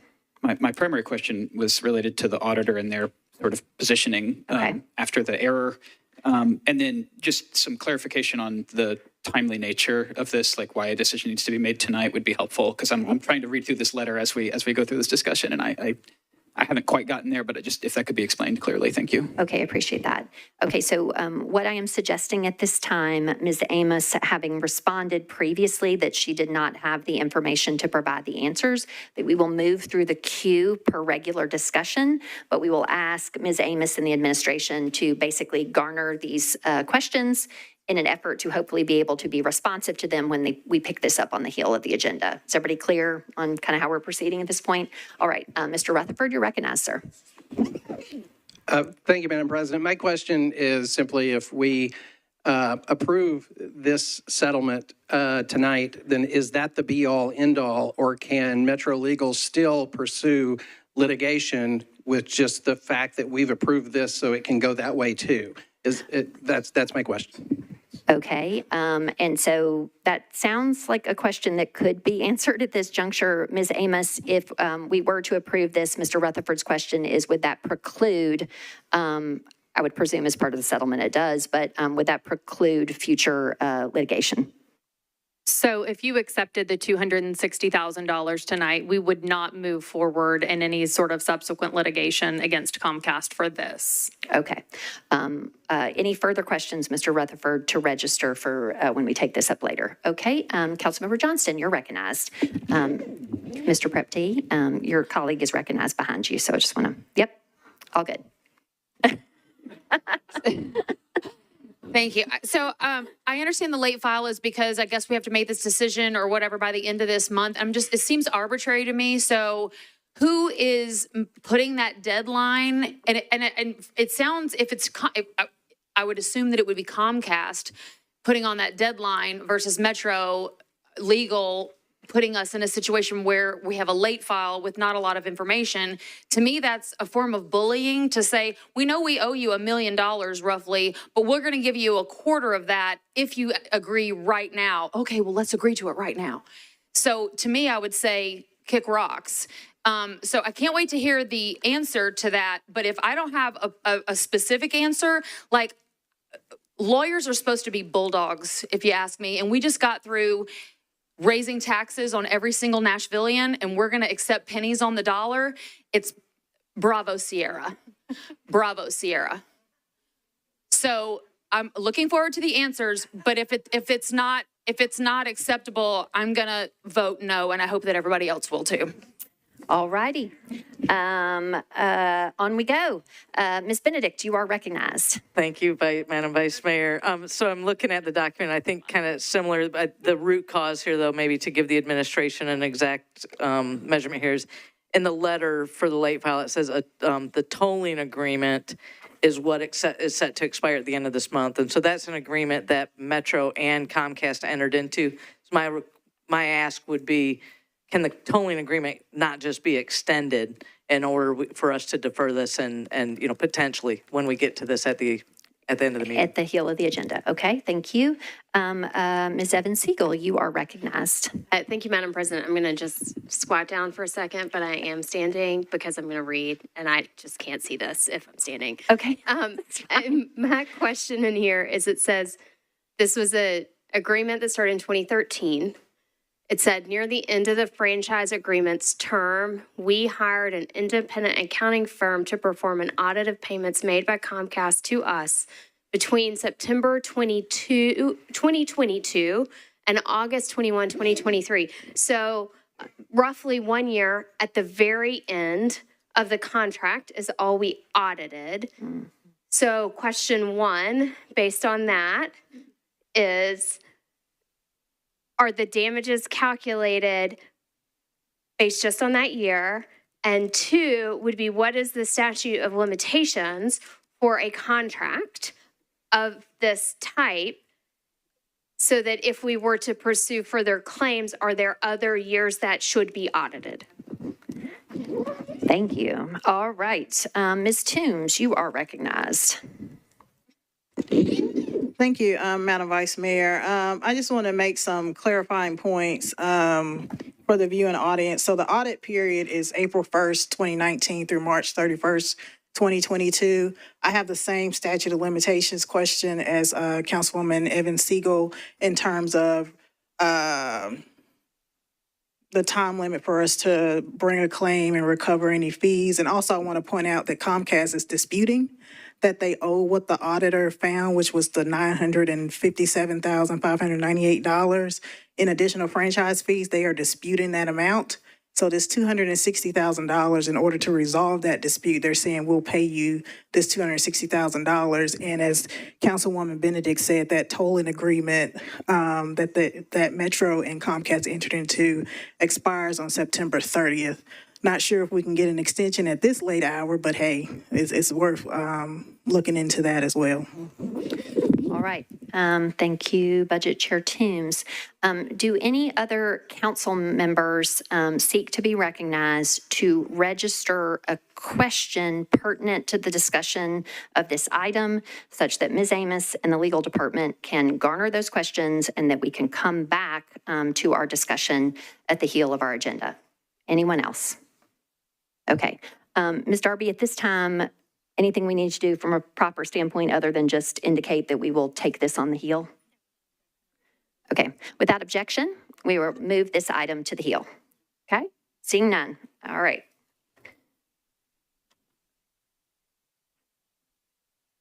All right. Now we are on to section L of the agenda, bills on introduction and first reading. All items on first reading shall be voted on at the same time unless requested either by the primary sponsor individually or by two or more other members. Do any items need to be removed from the collective first reading vote?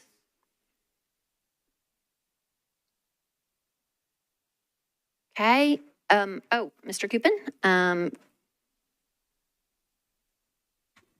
Go ahead, sir. You're recognized. Thank you, Madam President. Item 40, please. Okay, and please remember to stand when you speak. Thank you. Okay. Mr. Coupin has requested item 40 to be removed from first reading consideration, or the collective vote, the collective vote on first reading. Is any other member seeking to be recognized to remove an item from the collective vote? Okay. Is there a motion for approval of all items remaining on first consideration? So not item 40. Is there a motion? Okay, and properly seconded. Without objection, you have approved all items on first reading. And now we will go back to agenda item 40.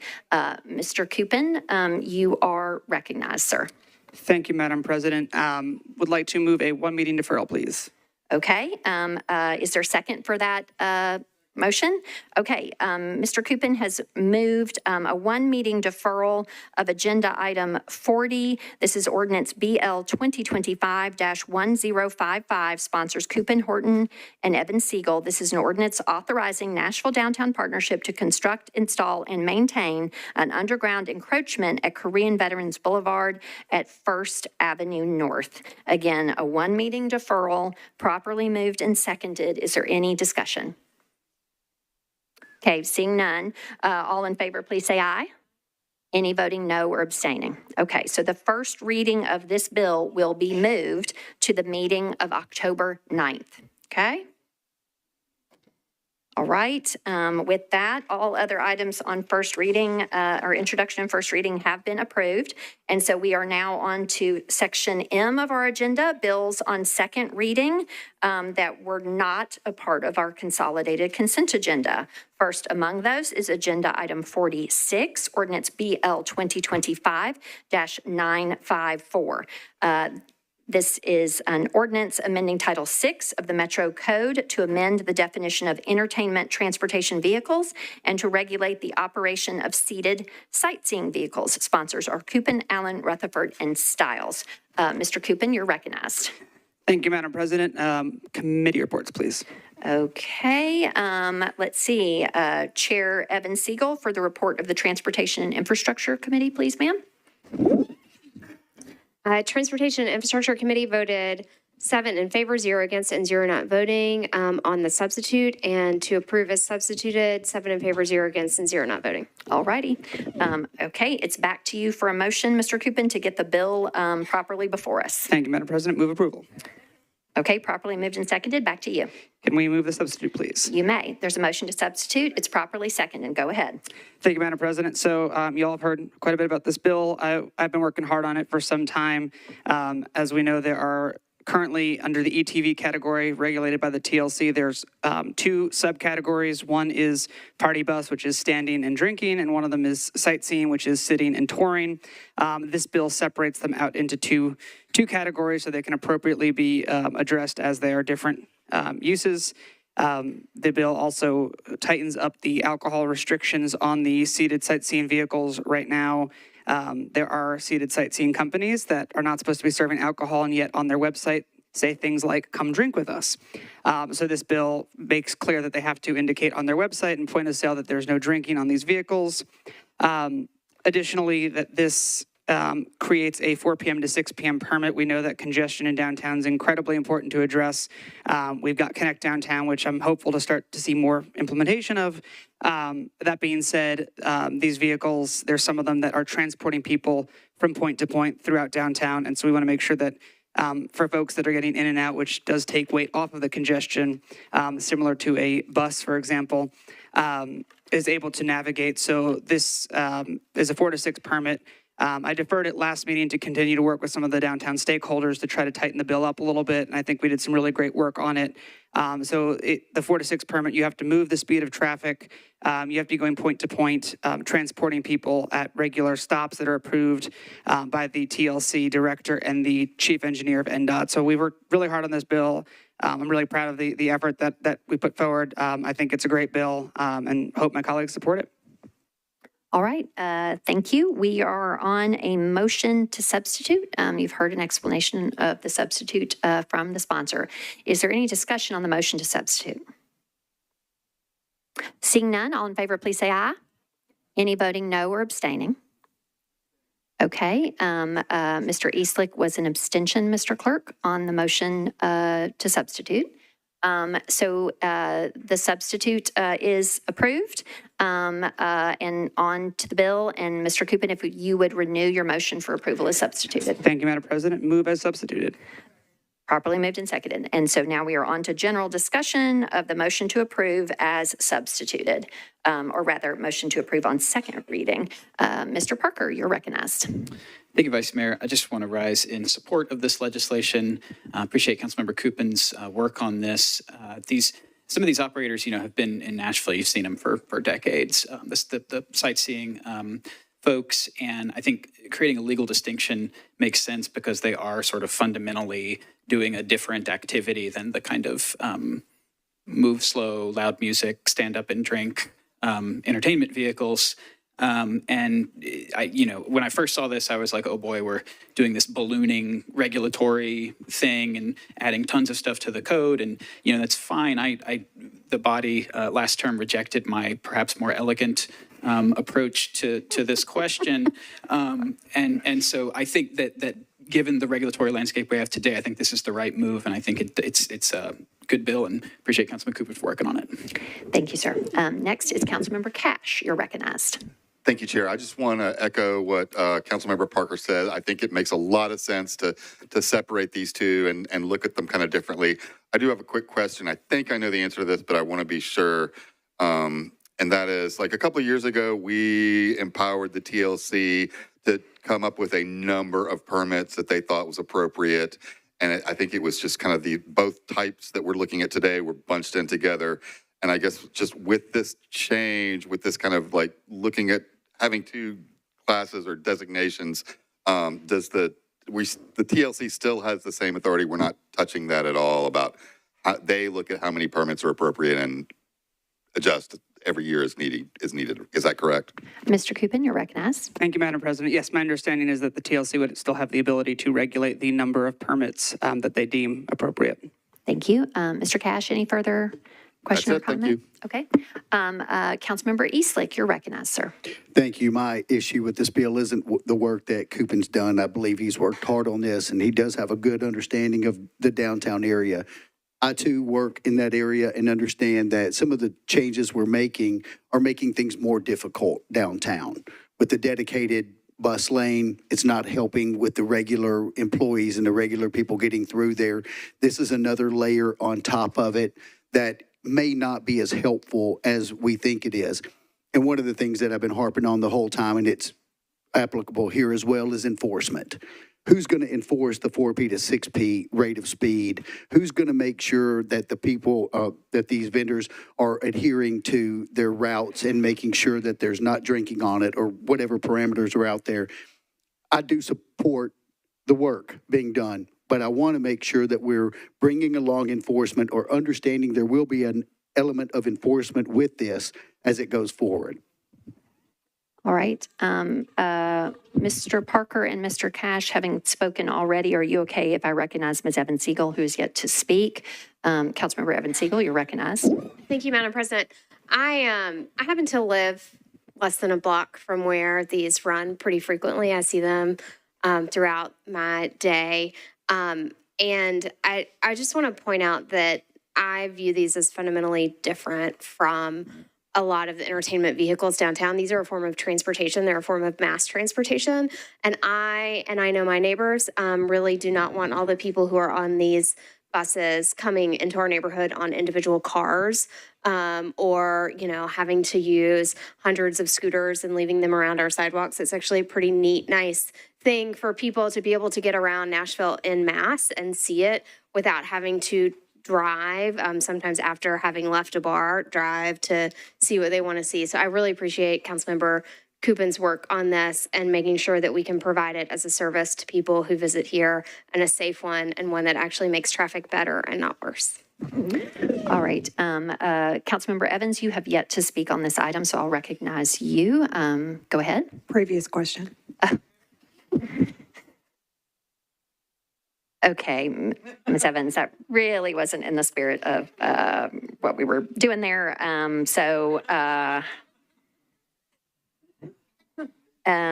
Is there a second? Okay. The motion to call the previous question ends debate. It requires 2/3 of those voting. We will try this first by vote. All in favor of calling the previous question, please say aye. All against the previous question, please say no. Okay. The previous question prevails, and we are on to the vote. All right. With that, all in favor of this ordinance on second reading as substituted, again, on second reading, please say aye. Any voting no? Any abstaining? Okay, so we have an abstention registered by Councilmember Eastlick and Councilmember Welsh. Okay, all right, so this has passed its second of 3 readings as substituted. All right, next is agenda item 47, ordinance BL 2025-995. This is an ordinance amending sections 10.26.010, 10.28.010, and 16.24.330 of the Metro Code of Laws pertaining to intentional designs for vegetative growth. Sponsors Parker, Hill, Bradford, Vo, Benedict, Allen, Gadd, and Cap. Mr. Parker, you are recognized, sir. I will move approval for the purposes of allowing Councilmember Hill to move her amendment. Okay, let's also get our committee reports first. Committee reports, please. Which also Chair Hill. Go ahead, ma'am. Thank you, Madam Vice Mayor. Government Operations recommended a 1-meeting deferral.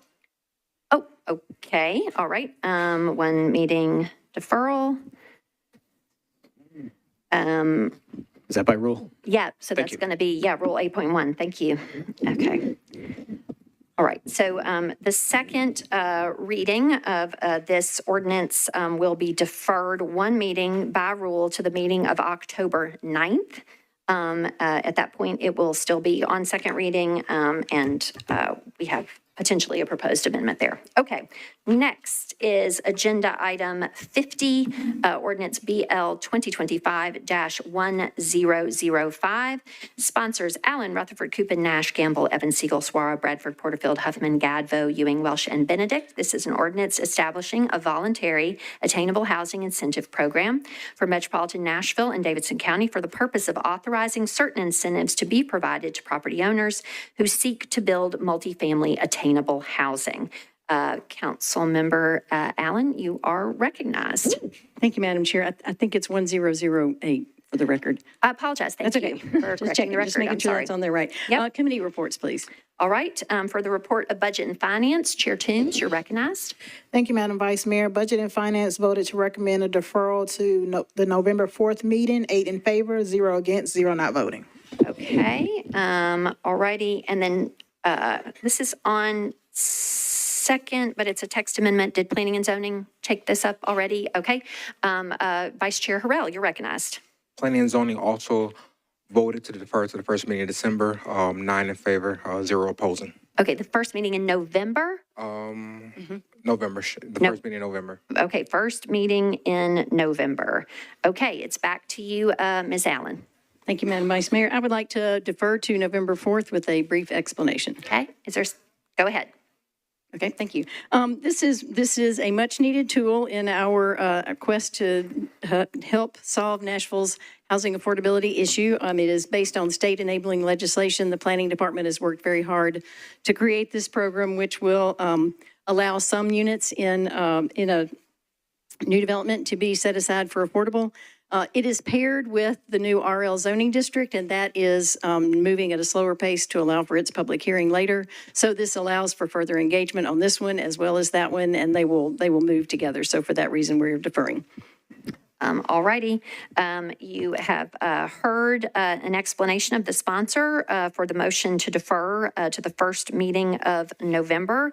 It was properly seconded. Is there any discussion on this deferral motion? Seeing none, all in favor, please say aye. Any voting no or abstaining? Okay. The second reading of this ordinance is deferred to the meeting of November 4th. Next is Agenda Item 51, Ordinance BL 2025-1009. Sponsors Cap, Toombs, Gamble, and Allen. This is an ordinance approving a lease agreement by and between the Metro government of Nashville and Davidson County by acting by and through the Metro Board of Public Education and KIP Nashville, a Tennessee nonprofit corporation. Mr. Cap, you're recognized, sir. Thank you, Vice Mayor. Committee reports, please. Okay. For the report of Budget and Finance, Chair Toombs, you're recognized.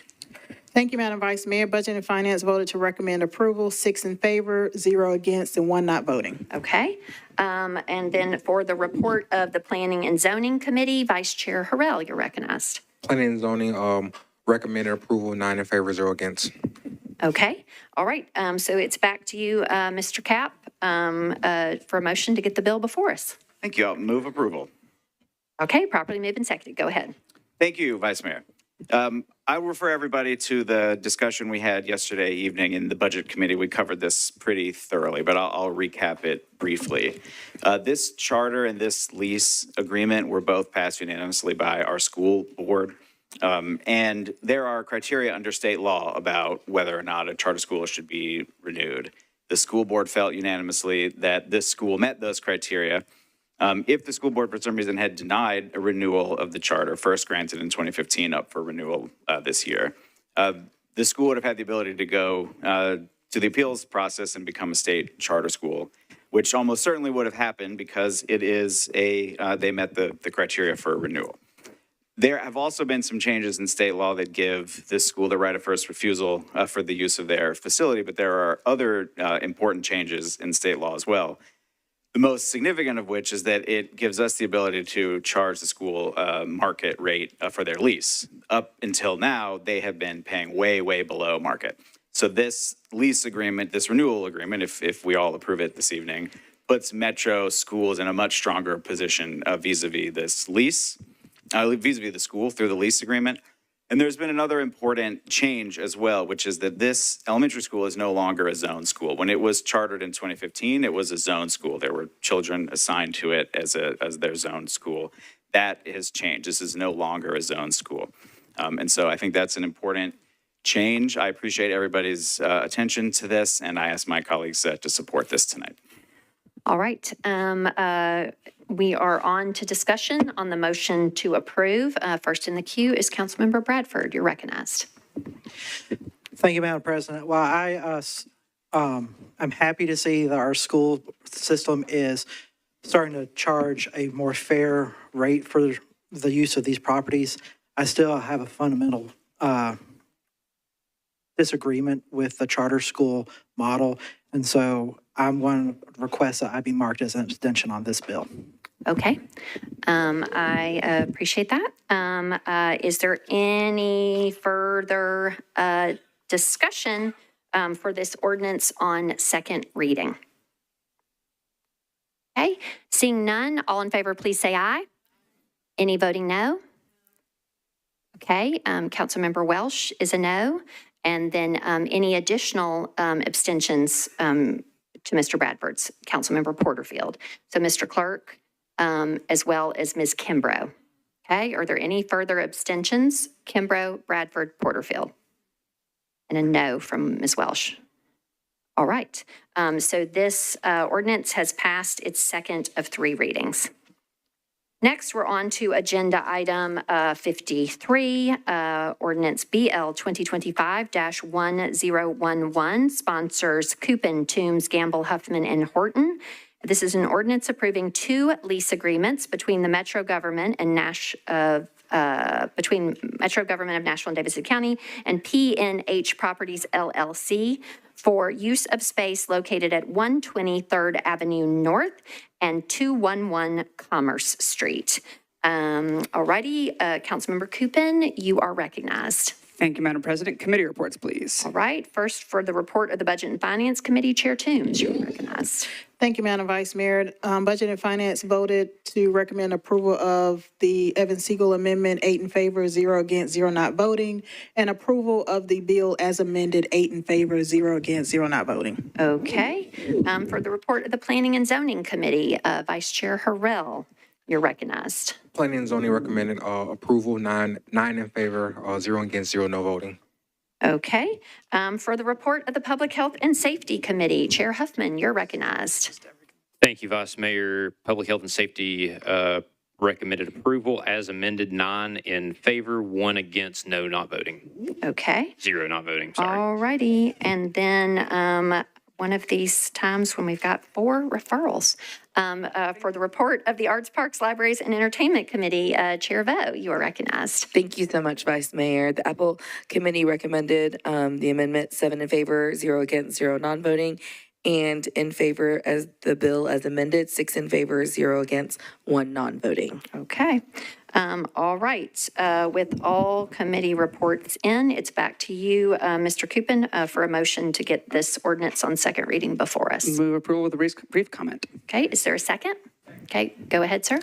Thank you, Madam President. I encourage members of the public who want to learn more about this to view one of the many committees that you've heard come before, but just a quick snippet. This is a lease for a park-owned space, but it's really a patio, effectively, in downtown. It's not an active space. It's not a place that people go to or really utilize. And this lease is a 30-year lease. We're not giving up park space. We're not getting rid of park space, but we're leasing it to an operator who's going to do a couple things. First of all, they're going to program and activate it to make it somewhere that people want to go, want to enjoy, which I know myself and many downtown constituents are very excited about. But additionally, they will be building a fire substation underground in that area. The police have one downtown, and it's been a huge help for them to have a place to break officers and store their gear and things like that. So, and fires wanted this for a while, and so being able to provide that to our first responders is huge. So it's an additive benefit to the city. It's an additive benefit to my constituents, and I encourage everyone to support it. And my understanding is there's also a friendly amendment that I welcome as well. All right. Thank you, Mr. Coupin. All right, we are on to discussion, and first in discussion is Councilmember Evans Siegel. You are recognized. Thank you, Madam President. I would like to move my amendment with a brief comment. Okay, it's properly moved and seconded, and so we're on to a motion to amend. Go ahead. Thank you, Madam President. This amendment updates the lease terms to do a few things. One is just a kind of legal comment, but on the substantive front, it requires that the park be open to the public when no private events are occurring. The lease had already defined when private events could occur, but this just makes sure that when those events are not occurring, that the park has to stay open to the public. It also updates the insurance provisions. This is a really long lease. It's a 50-year lease, and the insurance threshold set today will not be appropriate in 20, 30, 40 years. So this allows us every 5 years to update those insurance provisions to make sure that we are insuring the spaces for the appropriate amount. And then finally, I forgot to mention in committee yesterday, the termination rate under this lease as originally proposed was pretty high. Our buyout costs would have been pretty high, and it didn't take into account revenues that the lessee was receiving under the lease. So the amended or the updated lease includes a clause that if for some reason we have to terminate this lease, that payment will be reduced by the revenue received by the lessee, so they're not essentially double profiting off of the space. Thank you, Ms. Evans Siegel. Is there any additional discussion on the motion to amend? Okay, seeing none, all in favor of the amendment, please say aye. Any voting no or abstaining? All right, so the amendment has passed, and back to you for renewal on your motion, Mr. Coupin. Thank you, Madam President. Move approval as amended. All right. Is there any further discussion for approval on second reading as amended? Councilmember Welsh, you're recognized. Thank you, Vice Mayor.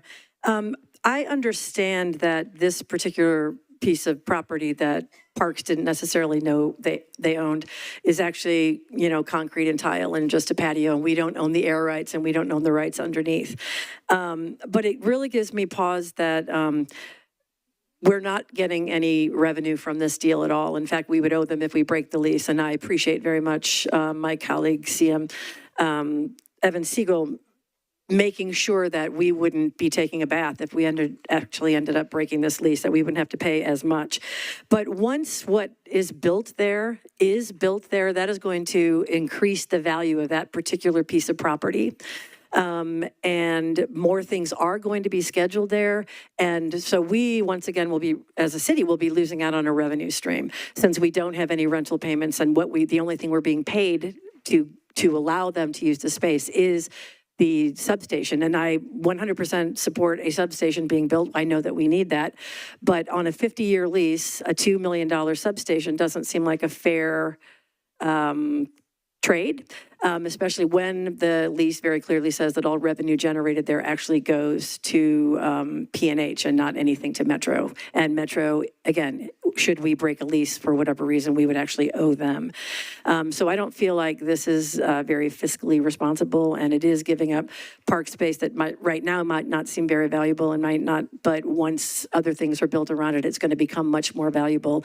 And that I think that means that Metro shouldn't be so easily giving away yet a valuable piece of property for not nearly enough money. So I will be voting no on this bill. Thank you. All right, noted. Is there any further discussion on this ordinance on second reading? Okay, seeing none, we're on to the vote on the motion to approve on second reading as amended. All in favor, please say aye. Any voting no? No. Okay, so in addition to Ms. Welsh, Ms. Kimbrough, any abstaining? Okay, Ms. Ellis would also like to be recorded as a no, Mr. Clerk, as well as Mr. Harrell. Okay. Anyone else seeking to be recorded as a no on this second reading vote? Okay, any abstentions? Ms. Lee, you will be recorded as an abstention. Okay, anybody else? All right, this ordinance has passed its second of three readings as amended. Next on second reading is agenda item 61, ordinance BL 2025-1019, sponsors Toombs, Evan Siegel, Allen, Ellis, and Swara. An ordinance accepting and appropriating public water system settlement funds from the 3M Company to the Metropolitan Department of Water and Sewerage Services. Ms. Toombs, you are recognized. Thank you, Madam Vice Mayor. Committee report. Budget and Finance voted to recommend approval of the amendment, 7 in favor, 0 against, 0 not voting, and voted to recommend approval of the bill as amended, 7 in favor, 0 against, 0 not voting. All righty, and for the report of the Transportation and Infrastructure Committee, Chair Evan Siegel, you're recognized. Transportation and Infrastructure Committee voted on the amendment, 7 in favor, 0 against, 0 not voting, and to approve as amended, 7 in favor, 0 against, 0 not voting. All righty, so it's back to you, Ms. Toombs, to get the bill before us. Thank you. Move for approval. Is there a second? Okay. I'd like to move the amendment. All right. There's a motion to amend. Is that seconded? All right. Anything you want to share about the amendment, Ms. Toombs, at this time? Not at this time. Okay. All right. There is a motion to amend this bill also, again, on second reading. It's properly seconded. Is there any discussion on the motion to amend? Okay. Seeing none, all in favor, please say aye. Any voting no or abstaining? Okay, back to you. Move for approval as amended. Right, is there a second? Okay, any discussion on this bill on second reading, the motion to approve as amended? Seeing none, all in favor, please say aye. Any voting no or abstaining? All right, this has passed its second of three readings as amended. Now we are on to section N of our agenda, bills on third reading. First among those is agenda item 63, ordinance BL 2025-837, sponsors Huffman, Gregg, Evans, Horton, Spain, Parker, Coupin, and Benedict. This is an ordinance amending section 17.20 .030 of the Metro Code of Laws to eliminate minimum parking requirement for the bar or nightclub use. Mr. Huffman, you are recognized. Thank you, Vice Mayor. Withdraw. All right, this bill is withdrawn. All right, again, 837, sponsor Huffman has been withdrawn. Next, agenda item 64, ordinance BL 2025-862, and its companion, agenda item 65, ordinance BL 2025-863, both sponsored Toombs. 862 is an ordinance to amend Title 17 of the Metro Code of Laws, the zoning ordinance of the Metro government by changing from R8 to SP zoning for property located at West Trinity Lane, numbered approximately 655 feet west of McKinley Street. This is 1 acre to permit 17 multifamily residential units. And again, 863, its companion, requires certain materials to be restricted in the construction of buildings at the addresses in 862. Ms. Toombs, you are recognized. Thank you, Madam Vice Mayor. I'd like to move for a one-meeting deferral of both 64 and 65. Okay, properly moved and seconded a one-meeting deferral for both bills 862 and the companion 863. Is there any discussion on the one-meeting deferral motion? Seeing none, all in favor, please say aye. Any voting no or abstaining? All right, both these bills will be, their third and final reading will be deferred to the meeting of October 9th.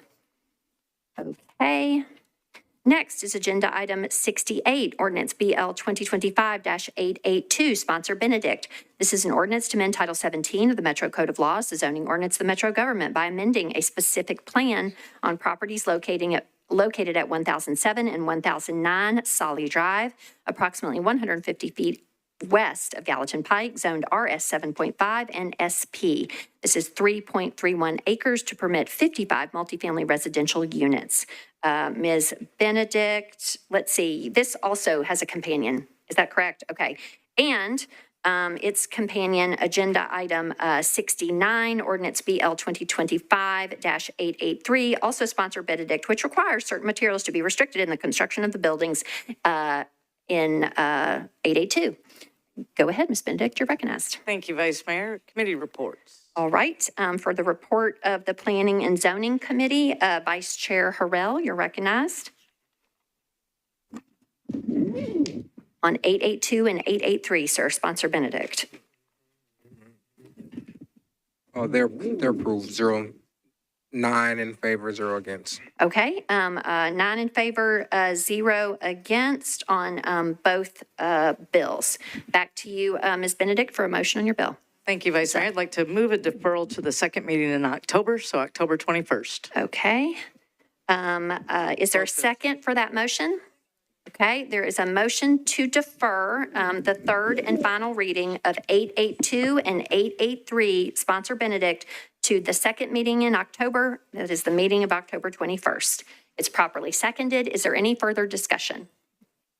Seeing none, all in favor of the deferral motion, please say aye. Any voting no or abstaining? Okay, this will be taken up on October 21st. Okay, next is agenda item 70, ordinance BL 2025-908, sponsors Benedict and Gadd. This is an ordinance amending chapter 17.08 and 17.16 of the Metro Code zoning regulations to amend and add regulations pertaining to the beer and cigarette market use. Ms. Benedict, you are recognized. Thank you, Vice Mayor. Committee reports, please. All right. For the report of the Planning and Zoning Committee, Vice Chair Harrell, you're recognized. Planning and zoning recommended this bill as amended with both amendments, and 9 in favor, 0 against. Okay, 9 in favor, 0 against, recommendation as amended with both the proposed amendment and the proposed substitute? Okay. Did you take a separate vote on the amendment and the substitute? Yes, they're both 9 in favor, no opposition. Okay, thank you. Appreciate that. Okay, Ms. Benedict, it's back to you to get the bill before us, please. Thank you. I'd like to move the bill. All right, is there a second? Properly moved and seconded. Back to you. I'd like to move the substitute. Okay.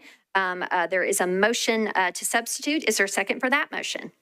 All right, properly seconded. Anything you want to say about the substitute? Go You ahead. bet. Thank you, Vice Mayor. So colleagues, this is the bill about vape shops, beer and cigarette markets, and putting a minimum distance between them. And so one thing that the Planning Commission came back with and the Planning Department incorporated into the substitute is it removes the 100-foot boundary for residential. That aligns with other things in our other uses in our zoning code. So we did remove that. That's acceptable to me. And then the other thing is it removed downtown from the original bill that I had. Having said that, the downtown council member has a friendly amendment that he's going to present that will incorporate that back in. All righty. You've heard an explanation of the substitute from sponsor Benedict. Is there any discussion at this time? Okay. Seeing none, all in favor of the substitute, please say aye. Any voting no or abstaining? Would you renew your motion for approval as substituted? You bet. Okay. Do I hear a second? All right, we are on to discussion. Mr. Coupin, you are recognized. Thank you, Madam President. I believe I need to suspend the rules before I can move my late amendment. Is that correct? Yes. Okay. So there is a request for the suspension of the rules in order to get the late filed friendly amendment before us. Chair Cash, did you all, I don't remember the order of operations here as far as timeliness. Mr. Cash, did you take this up in rules? Okay, go ahead, sir. We did, and we supported the late nature of the filing, 5 in favor, 0 against, 0 not voting. Okay, so having heard the report of Chair Cash on the late nature of the amendment from Ms. Benedict, that it is a friendly amendment, is there any objection to the suspension of the rules to take up Mr. Coupin's amendment? Okay, seeing none, the rules are suspended for that purpose. And Mr. Coupin, you are still recognized, sir. Go ahead. Oh, I'm sorry. Whoops, go ahead. Thank you, Madam President. I'd like to move the amendment with a brief comment. Okay, go ahead. Thank you. So as far as the late filed nature of it, there were some changes to the bill language that needed to be put in there to make it more in line with the substitute. So that was more of a technical, typographical, late filed change. There was a timely filed amendment that just needed to be tweaked a little bit. The timely filed and this amendment both achieved the same goal, which is, as Councilwoman Benedict said, to bring downtown code areas into this. This is a big area in downtown as well. I appreciate the sponsor bringing this. And so this would put downtown code in the bill with a smaller distance requirement of 500 feet versus what it would be for the rest of the county. And so my constituents are very supportive of this, and I hope my colleagues will do the same. Thanks. All right, you've heard a description of the amendment. We are on a motion to amend. Is there any further discussion on the amendment? Seeing none, all in favor, please say aye. Any voting no or abstaining? All right, back to you, Ms. Benedict. Thank you. Thank you, Vice Mayor. I'd like to move the bill as substituted and amended. All righty, is there a second? Okay, so we are on discussion of for a motion to approve as substituted and amended. Is there any further discussion? Seeing none, all in favor, please say aye. Any voting no or abstaining? All right, this has passed its third and final reading as amended and substituted. All right, next is agenda item 73, ordinance BL 2025-949, sponsors Eastlick, Hill, Gamble, Ellis, Parker, Huffman, Bradford, Stiles, Vaux, Benton, and Spain. This is an ordinance amending the Metro Code of Laws, section 17.40.600, to provide that notices of violation are not required for subsequent violations of the same offense under Title 17. Councilmember Eastlick, you are recognized, sir. Thank you. Committee reports. Okay, first for the report of the Government Operations and Regulations Committee, Chair Hill. Thank you, Madam Vice Mayor. We recommended approval of the amendment, 8 in favor, 0 against, 0 not voting. And then we recommended the approval for the bill as amended, 8 in favor, 0 against, 0 not voting. All right, thank you, Chair Hill. And for the report of the Planning and Zoning Committee, Vice Chair Harrell, you're recognized. Planning and zoning recommended 9 in favor, 0 against for the amendment, and for the bill as amended, 9 in favor, 0 against. Okay, thank you, sir. And that is all your committee reports. So it's back to you, Mr. Eastlick, for a motion to get the bill before us. Thank you. I make a motion with a brief comment. BL 2025. Would you move approval, sir? Sorry, Okay. move the bill for approval. Okay, and I've heard a second. Go ahead. Now it's you. Thank you. BL 2025-949 is supported by the Codes Department as well as the Mayor's Office. It doesn't affect which violations the inspectors pursue or add to the land use violations. It's a simple bill. It will help residents understand that we're taking quick action on issues in the neighborhoods by closing a loophole that should have been closed a long time ago. This bill is a win for the residents and should increase their confidence in us and Metro for getting things done. Again, the length of time it takes sometimes to get things cleared up is frustrating. Residents get impatient, as they should, when they complain, and after a while, nothing seems to be getting done. This will help clear those up sooner and get the property owners that are not compliant to maintain the same laws that we all, everyone else adheres to. This bill is a win for the residents, and I think if there was a little like or love button that made a harder fingers come up on these big TV screens, they would hit those in support. So I ask for the council support on this and move the motion forward, move the bill forward. Okay, so we are on to discussion. Is anyone seeking to be recognized? Councilmember Gamble, you are recognized. Thank you, Vice Mayor. I rise in support of this bill. I want to thank Councilmember Eastlick for bringing it forward to address bad actors or habitual offenders of this code. However, I would like to move my amendment. All right, there is a motion to amend. It is properly seconded. Would you like to share about the amendment? Go ahead. Yes, thank you. This amendment came out of discussion from the Planning Commission when we were considering this legislation. There was concern that it could present undue harm to particularly elderly or long-term residents.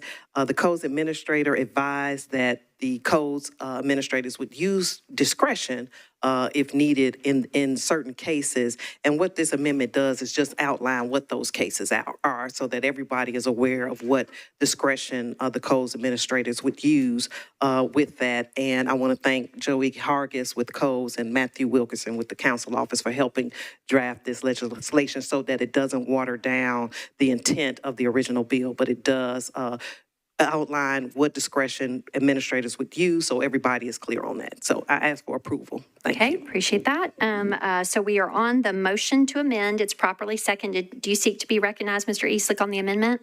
Go ahead, sir. I just want to say I find this amendment friendly and hope my council members will support this. Thank you. All right. Is there any further discussion on the motion to amend? Seeing none, all in favor of the amendment, please say aye. Any voting no or abstaining? All right. So, Mr. Eastlick, it's back to you.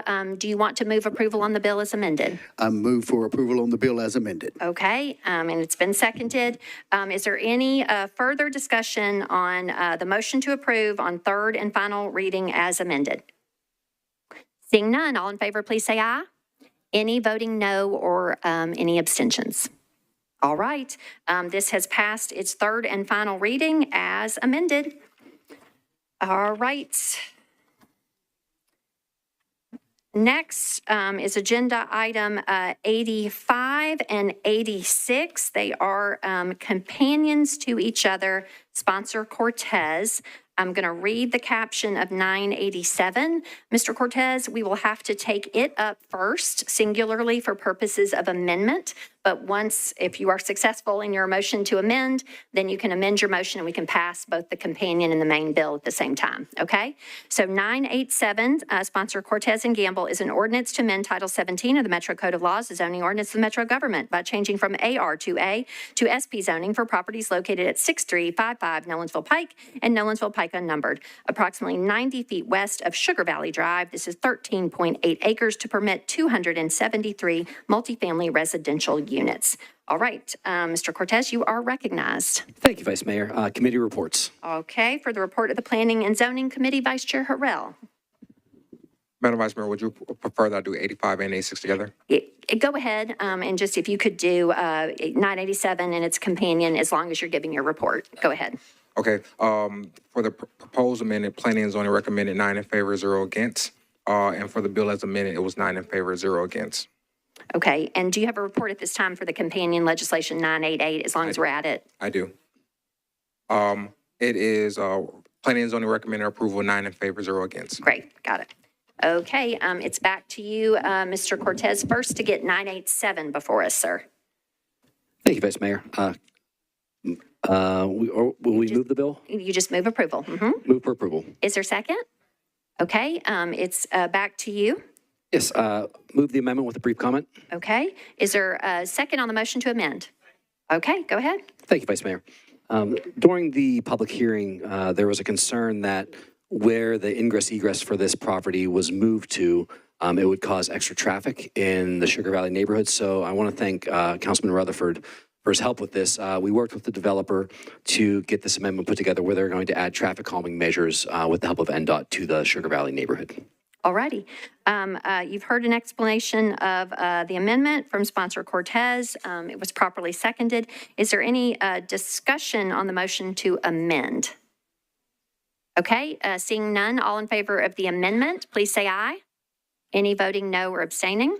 All right, so it's back to you, and if you would renew your motion for approval on 987 as amended, in addition to approval of the companion 986, which just, or rather 988, which is agenda item 86. And just for the record, that ordinance requires certain materials to be restricted in the construction of the buildings. You can just say so moved. Yes, so moved. Okay.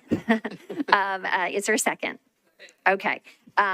Is there any discussion on the motion to approve 987 as amended and 988, its companion, in a consolidated approval motion? Any discussion? Seeing none, all in favor, please say aye. Any voting no or abstaining? All right. 987 and 988 have passed their third and final reading as amended. Okay. All right, colleagues, so at this juncture, we move to the HEAL agenda item K1, which was a late file regarding the Comcast settlement resolution. If you will recall, and I will share for the public or anybody watching, we suspended that discussion so that the legal department could garner the questions of the body and hopefully in the intervening time provide answers to those questions. And so for that purpose, and asking just special counsel, if you will please kind of keep an accounting and make sure that Ms. Amos is addressing all the questions of the members. Without objection, then we are back then on K1. Ms. Toombs, just to be in proper order, would you renew your motion for approval just to get it before us again? Oh, I'm sorry, ma'am. Go ahead. Renew my motion for approval. Okay, all right. And so with that, previous committee reports and all that in, I'm going to recognize Ms. Amos from the Metro Legal Department to answer council's previous, well, not previous questions, but the questions that were posed previously. Go ahead, Ms. Amos. Sure. Thanks again, Macy Amos from Metro Legal. First, I just want to say I apologize if I'm reading some from my screen. I'm just trying to read some of the answers that came in. I also want to address why this was late filed. So settlement negotiations took place at the end of August. This went to the CATV committee on September 4th, where it was unanimously approved. But because of the filing deadlines and how the council meetings fell, that's why it had to be late filed. So why we are not getting the full amount from Comcast, or have we considered pursuing litigation? So Metro hired an expert accountant to help us with the audit here. And our expert, unfortunately, miscalculated some of the damages. And so he has been discredited because Comcast is the one that notified us that the amount was miscalculated. So we're relying on his interpretation, but also his accounting has been discredited. for the time sensitivity piece and why it's necessary that you all take action on this tonight, we entered into a tolling agreement that expires on September 30th. You all do not meet again before September 30th. The parties agreed to that deadline, and Comcast has stated that they will not extend it further. The damages are not based on just the 1 year, so they're actually based on the audit period, which was April 1st, 2019 through March 31st, 2022. Those are the relevant years. We're time barred on any years prior to that because pursuant to the franchise agreement, any year that you did not audit becomes final if it's not audited within 3 years of payment. So that's where the 2022 piece comes in. There was a question asked about the statute of limitations, and for contract statute of limitations are 6 years, but in this case, my understanding from the attorney who worked on this is that it is shorter because of this type of agreement. So it's not 6 years, but I don't know what the time period is. I also know that our office has consulted with an outside attorney who is an expert in franchise agreements at every step of the way. And the legal grounds for recovery are very untested. And so the attorneys in our office believed that this was in the best interest of Metro. If we pursued litigation in federal court, there's no guarantee that we would be successful. And the damages are very untested, and there's not a lot of case law on this particular topic in the Sixth Circuit. All right. I think that covered everything. Special Counsel Darby, I know you registered the questions of the members. Did that cover, did Ms. Amos cover everything? Hang on, Ms. Darby, if you could just articulate that question. Go ahead. I believe there was a question about whether if we don't approve the settlement, if there's still an opportunity to litigate. I understand that you've answered the question about the likelihood, but whether there's the opportunity. I do believe there would be an opportunity to litigate. Again, I don't know that we will be successful, but there is an opportunity. All right, Ms. Darby, any further questions to your understanding? Members, were there any questions that were registered previously that members did not have answered? Okay, at this point, we are on to discussion with that new information. And first in the queue for discussion is Councilmember Welsh. You're recognized. Thank you, Vice Mayor. I would like to ask, so Comcast is the one that pointed out that there was a miscalculation, and in the documentation we got, it said basically that the initial number was like 1.2 million and went down to 949,000 or something like that. So are we to believe that Comcast said that this accountant miscalculated by 75%, or they pointed out that it was only a couple $100,000 and they just think that we should just take it on the chin and only take this because we discredited your guy who made a $200,000 error, but we're going to take another $800,000 from you. Does that make sense? Okay, Ms. Amos, you are recognized as to the discrediting of the accountancy if it was the deviation between 1.2 and 9.47. And I'm just going to allow you to respond because I didn't quite get the second part of Ms. Welsh, but we'll make sure it gets answered, Ms. Welsh. Go ahead, Ms. Amos. Go ahead. My understanding is that the amount was actually reduced by about 1/3, so not quite down from the 1.2 to the 260, but I think from around 1.2 or 1.3 to 900 and some change. Which that was the point that I was making, Vice Mayor, from 1.3 down to 900, and yet we're going to now take 250,000. So I'm trying to understand that why we would just throw that out. Obviously, Comcast knows that they actually owe us that money because they only pointed out a discrepancy for $300,000 or whatever, $400,000, and now they're saying, but we should just give them an additional, $600,000 for that. I'm not understanding why we would do that. And also, do we have any legal recourse to this accountant who made this error that is actually costing us now close to $1 million, which is effectively what it means if we accept a settlement? Ms. Amos, can you respond to that as to the legal recourse for the contracted accountant or consultant with whom we worked? If we got bad advice from someone that we contracted with, I presume that we could, file a claim against them of some sort. We typically do those by contract, and so I don't know what the contract with our accountant may or may not have said. But in theory, yes. Special Counsel Darby, do you want to opine on that at all? I don't have anything additional to add. I would have to look at the contract between Metro and the accountant to determine what type of damages might be, accounted for in there, or whether we would have to, just to determine what type of breach. I would have to look at the agreement. I don't have that in front of me. Okay, Ms. Welsh, I will just extend your time momentarily because we've had a fair amount of questions and responses in here. So for your time, go ahead. I just have two quick ones. Number one, did anyone go back and actually verify that what Comcast told us was true?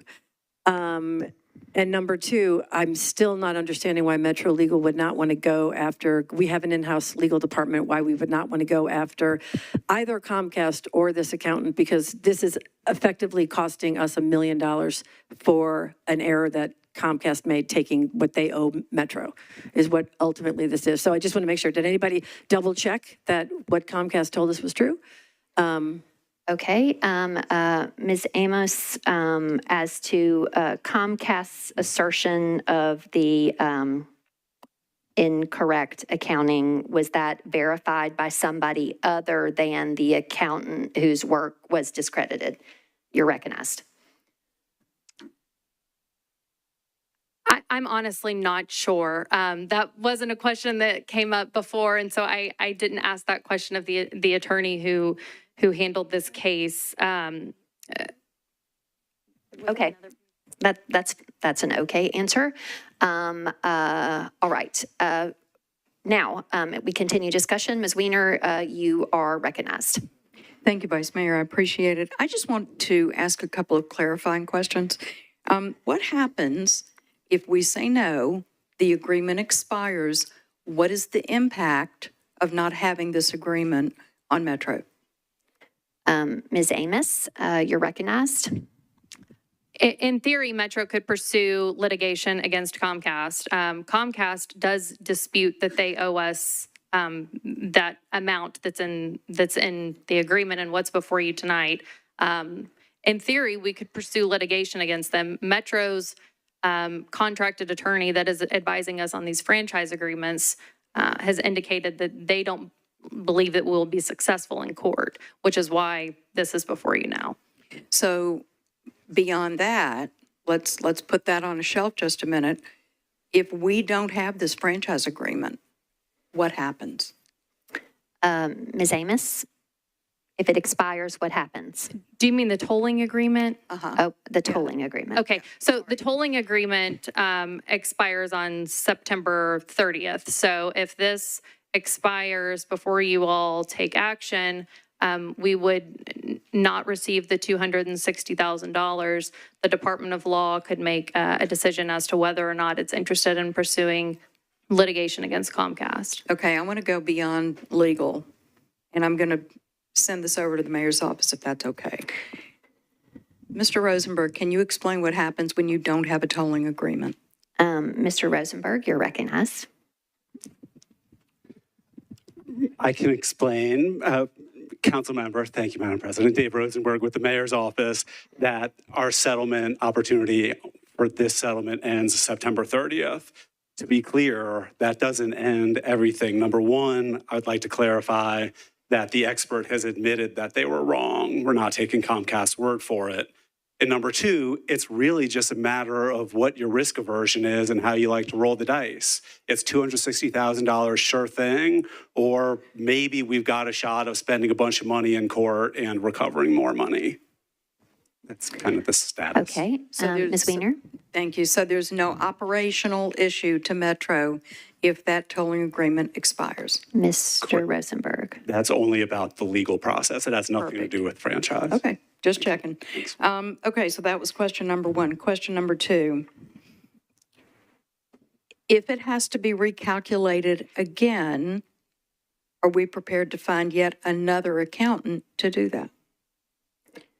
Would you like me to direct that to the administration? I would and think Mr. so. Yes, please. Rosenberg? Or Yeah. I guess that's more legal. Ms. Amos, you're recognized. Sure. I feel confident that Metro would hire a different accounting if we did another audit on these franchise payments. Okay. I don't know that we're a lot closer, but at least we've got more clarification. All right. Thank you, Ms. Lehman. Councilman Bradford, you're recognized, sir. Thank you, Madam President. This question probably would be for Special Counsel Darby. What came up in some of the conversations was mentioned that we have I believe it was a time frame. We've got 3 years in which to conduct audits, and we can only do this on years that are audited. So my question is, what is the typical procedure or process? Like, is there a mandate in the Metro Code that all these are audited on a routine basis so that we are not in situations where, there's 3 years we can't do anything about because we waited 6 years to do an audit? Thank you, Mr. Bradford. Special Counsel Darby, you're recognized. I don't believe that there's a mandate in the Metro Code for us to do the audit. I believe that the contract with the franchise contract that we've entered into states that we can do an audit under certain circumstances, and we can only go back 3 years in order to do that audit. So this is not something that we could try to fix through ordinance that require that all contracts are audited on a regular basis so that we're not missing years? It's possible. We can look into that. Let's do that. Thank you. Thank you, Mr. Bradford. Councilmember Evan Siegel, you're recognized. Thank you, Madam President. I should have asked this earlier, but sort of a response triggered a question, which is, do we know if there are fee shifting provisions in our franchise agreement? Should we prevail in court or lose in court? Ms. Amos, you're recognized. I am admittedly not familiar with the franchise agreement. I've tried to get up to speed as quickly as I could since this first came up, but I'm just not sure. Would you like to direct that to Special Counsel? Yes, please. Special Counsel Darby, fee shifting. I'm in the same position. I have not looked at this agreement the franchise agreement, to determine whether there are fee shifting provisions in there. Okay.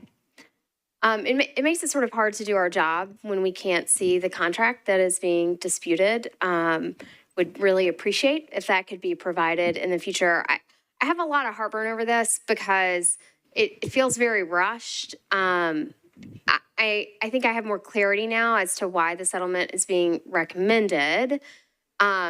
Still not totally sure how I feel about it, if I'm being honest. And I think it's also complicated by the fact that we are seeing lease issue after lease issue after lease issue, whether it is insurance provisions, failure to exercise audit rights, failure to manage our leases to get them renewed in time, doing licenses when we should have leases and leases when we should be doing licenses. Audit rights are heavily negotiated, and in an ideal world, you have the right to audit your lease where you're receiving revenue every 3 years, and every lease that we have should be being touched every 3 years, and that should be programmatic. I can guarantee that in the private sector, that's what's happening. It is upsetting that with taxpayer dollars, we're not doing the basic work we need to protect our property and those funds. There are a lot of people in the queue behind me, and so I'm going to listen and see what they say. But I think overall, we have got to do better. And when we are presented with settlements like this, we need the contract because it's just not helpful to not have it. Thank you. Councilmember Benedict, you are recognized. Thank you, Vice Mayor, and all that she said. There's been a lot of great comments, and I appreciate that. I appreciate the last minute research and that we're basically having a committee meeting on the council floor. So thank you to everybody for that. Comcast is number 35 on the Fortune 500 list with $123.7 billion in revenue. I met with a church group on Saturday of this week, and it was a lot of seniors talking to me about their property tax bills and how they can get help with that. And I take very seriously that we're talking about taxpayer money as we are discussing here. We've got a large corporation, and I don't want to be strong-armed into this decision tonight. I think that this warrants us having a specially called meeting just for this to get answers. And so I would like to hear from my colleagues what their thoughts are on that. Certainly, we have a hard time getting quorum for a specially called meeting, but I think it's critical that we look as stewards of this taxpayer money when we have failures as a government. In situations like this, we should not be rushed to make those decisions on, for $750,000. We've spent far more time on far fewer dollars. So anyway, I guess what I'm going to go for is I'm going to make a motion for a specially called meeting 1 week from today. If that's, I'm not even sure how that motion's supposed to work. So. Let's maybe have a point of parliamentary inquiry so we can ask Special Counsel Darby how or if that would be effectuated before you fully articulate this motion, if it's proper at this time, and if we are going to get a second for it. So let's just kind of get into a hold pattern here. And Special Counsel, in the midst of the discussion on the motion to approve, whether it be a motion or just to kind of honor the intent here, what feedback do you have as to the inquiry here on about a special meeting? Yes, ma'am. The charter provides for special meetings. Section 3.04, special meetings may be held when called by the mayor or the vice mayor, or when requested in writing by a majority of the members of the council, 21 members. Thank you for that. So is there even such a thing at this juncture of calling or making a motion for a special meeting for the purpose of What I just heard is no. No. discussing What I it? heard was that if we want to have a specially, what I heard was, Go ahead. what I heard was that if we want to have a specially called meeting, then we would take action tonight to probably defer this and then request a specially called meeting from 27 of us via paper, right, or email or whatnot, or Vice Mayor, you could call one, right? So I guess, with that in mind, I'd love to hear from my colleagues as they're in the queue what their thoughts are about, potentially deferring this in order to have a specially called meeting. To Mr. Rosenberg's point, yes, we're rolling the dice. So which way do we want to roll? What's our risk?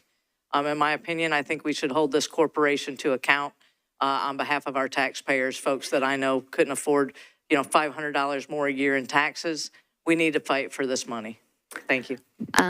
What I may suggest at this juncture, and Special Counsel, tell me what you think about this, would be, I don't know if it would be a motion that lacked specificity, but for purpose of discussion, so I can ascertain the will of the body before just making a decision such as that, would it be proper at this time for a motion to defer to a special called meeting, the date of which to be determined, but prior to September 30th or something to that effect? For a point of order, Ms. Porterfield, yes, please. Point of order, could we continue the discussion, vote on the legislation? If the legislation fails, then give us that opportunity, because the legislation could still pass. We don't know that the majority of the body wants this yet because we haven't finished discussing it. Understood. I think what I'm trying to ascertain at this time is if Ms. Benedict wanted to offer it, a deferral motion by any member of this body in the midst of discussion for approval is a proper motion, but that's not how this has been articulated, and thus I just want to, from a point of inquiry, this is a very unusual territory here, if Ms. Darby could just opine, because effectively what we initiated here was a point of inquiry. Is that an appropriate, would that be an appropriate motion? I'm not saying you're offering it, or do you seek to? I want to be clear that I'm not offering a deferral motion. Okay. I'm not offering. All right. So for that point, then I think we need to continue discussion on the motion to approve. Okay, unless you wanted to offer a deferral motion. Okay. All right. So we continue discussion on the motion to approve. Ms. Toombs, Budget Chair, you are recognized. Thank you, Madam Vice Mayor. So I do want to point out that as a body, we don't have a good track record of substituting our legal judgment for that of Metro Legals. We have had, our Metro Legal Department has contracted with an attorney whose expertise is in franchise law. That attorney has reviewed the contract, has determined that it's a little bit shaky in terms of whether or not we would be successful in court. I understand that, you know, folks believe certain things to be true, but once you get into court and you're in a trial, it's what you can prove. The rules of evidence apply. And no one's going to care that it's a big corporation. It's what can you prove? And Comcast is disputing that they owe the $950,000. They have agreed, we'll give you $260,000. I haven't heard anything. We're kind of getting into the weeds, because I haven't heard anything that says that we weren't auditing the contracts. It's for this past 3-year period that we did audit the contract. There's no discussion or anything that for the 3-year period before that, we could have audited then and didn't find any discrepancies. But for this 2019 to 2022, we have found some discrepancies. Comcast disputes it. The parties have agreed to the $260,000, because you have to keep in mind that, yes, you can go and try to fight for what you believe is the rest of the money. You have to prove that, but then you got to add litigation costs on top of that, which can be substantial. And that's when it does come into play that your opponent is someone with deep pockets. They can bury you in paper. They can prolong litigation. And so I really want folks to keep that in mind. I want us to trust Metro Legal, who have gone the extra mile of getting an expert auditor, of contracting an attorney who has expertise in this area of law. And all those legal minds have gotten together and said that this is a good thing to do, that this is a good settlement. Settlements don't always make you feel good. You know, as an attorney, I've had to have conversations with clients, and they don't want to settle. But when you weigh the risk, that is your legal judgment as an attorney that, hey, this is a good decision to make, even if you don't really like it or don't really want to. And so I do suggest that we approve this based off the advice that we're getting from our legal department. Thank you, Ms. Toombs. Next, Councilmember Porterfield, Madam Pro Tem, you're recognized. Thank you, Vice Mayor. I have one question before I make my comments. Do we know how much Comcast has stated that they believe that they owe? Ms. Amos for Metro Legal, can you respond to that question, please? I think the only information that we have is that they will agree to pay the $260,000. I think they dispute that they owe us anything. Okay, thank you. Thank you for that information. So this is one of those where we've kind of said it before a couple of times when we talk about holding our nose and voting for something that we don't want to vote for. This is one that I'm going to hold my nose and vote for. I agree with the sentiments of Councilmember Evan Siegel with the frustrations about having limited information when we're having to make this level of a decision. I also agree with Chair Toombs about her assessment of this. So what we see right now is that our auditor said that Comcast owed almost $1.5 million, $1,493,311, almost $1.5 million. Then came back and said, okay, there was a miscalculation and it's only $957,598. That's almost a third. That's about 35% reduction. That's a huge mistake that they made. And Comcast is disputing that they owe this. We don't know what Comcast believes that they owe, but for whatever reason, the settlement that is before us is only $260,000. And that completely sucks. And we do want to get more money and we want to get everything that we're owed. But at this point, if we cannot prove that, and now we're looking at going to court, and getting more money in legal fees with no guarantee that we're going to win, we could end up empty-handed and not get any money out of this settlement, or not get any money if we choose to deny this settlement. I am all for holding corporations accountable, and we'll sing that song all day, every day. I think that we should fight, and I think it is prudent for us to get all money that is owed to us.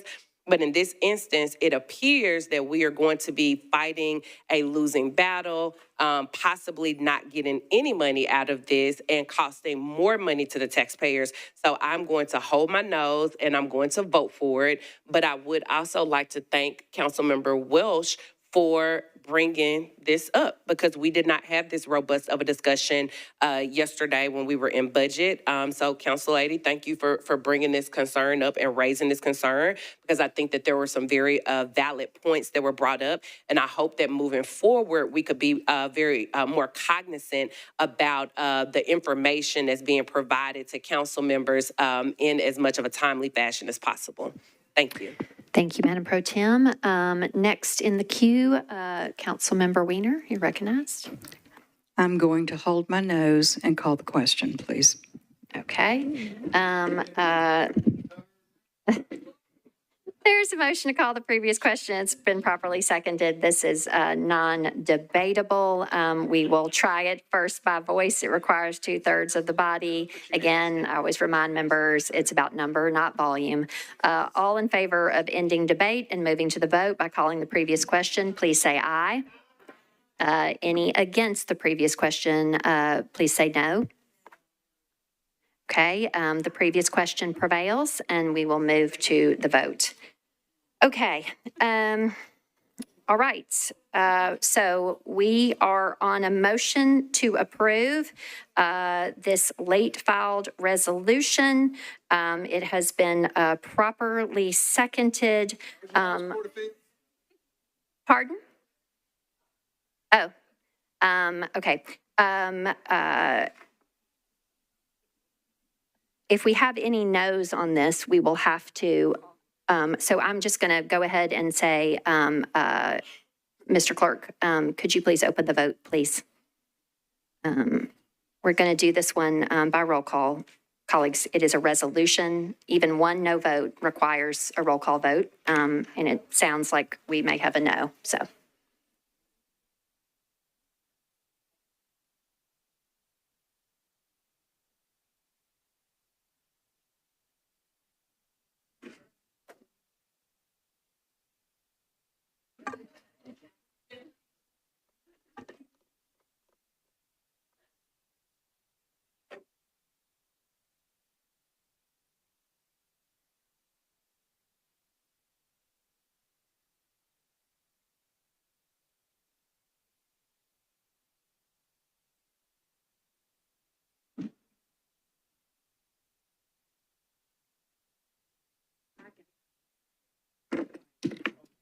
All votes are in. Mr. Clerk, please show the vote.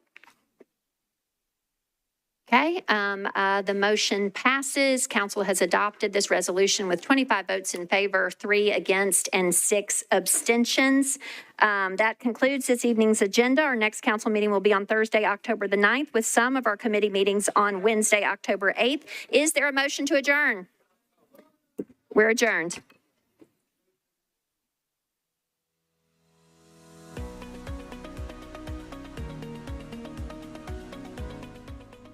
This has been a service of the Metro Nashville Network. If you would like to see this presentation again, or for more information on this and other programs, visit nashville.gov.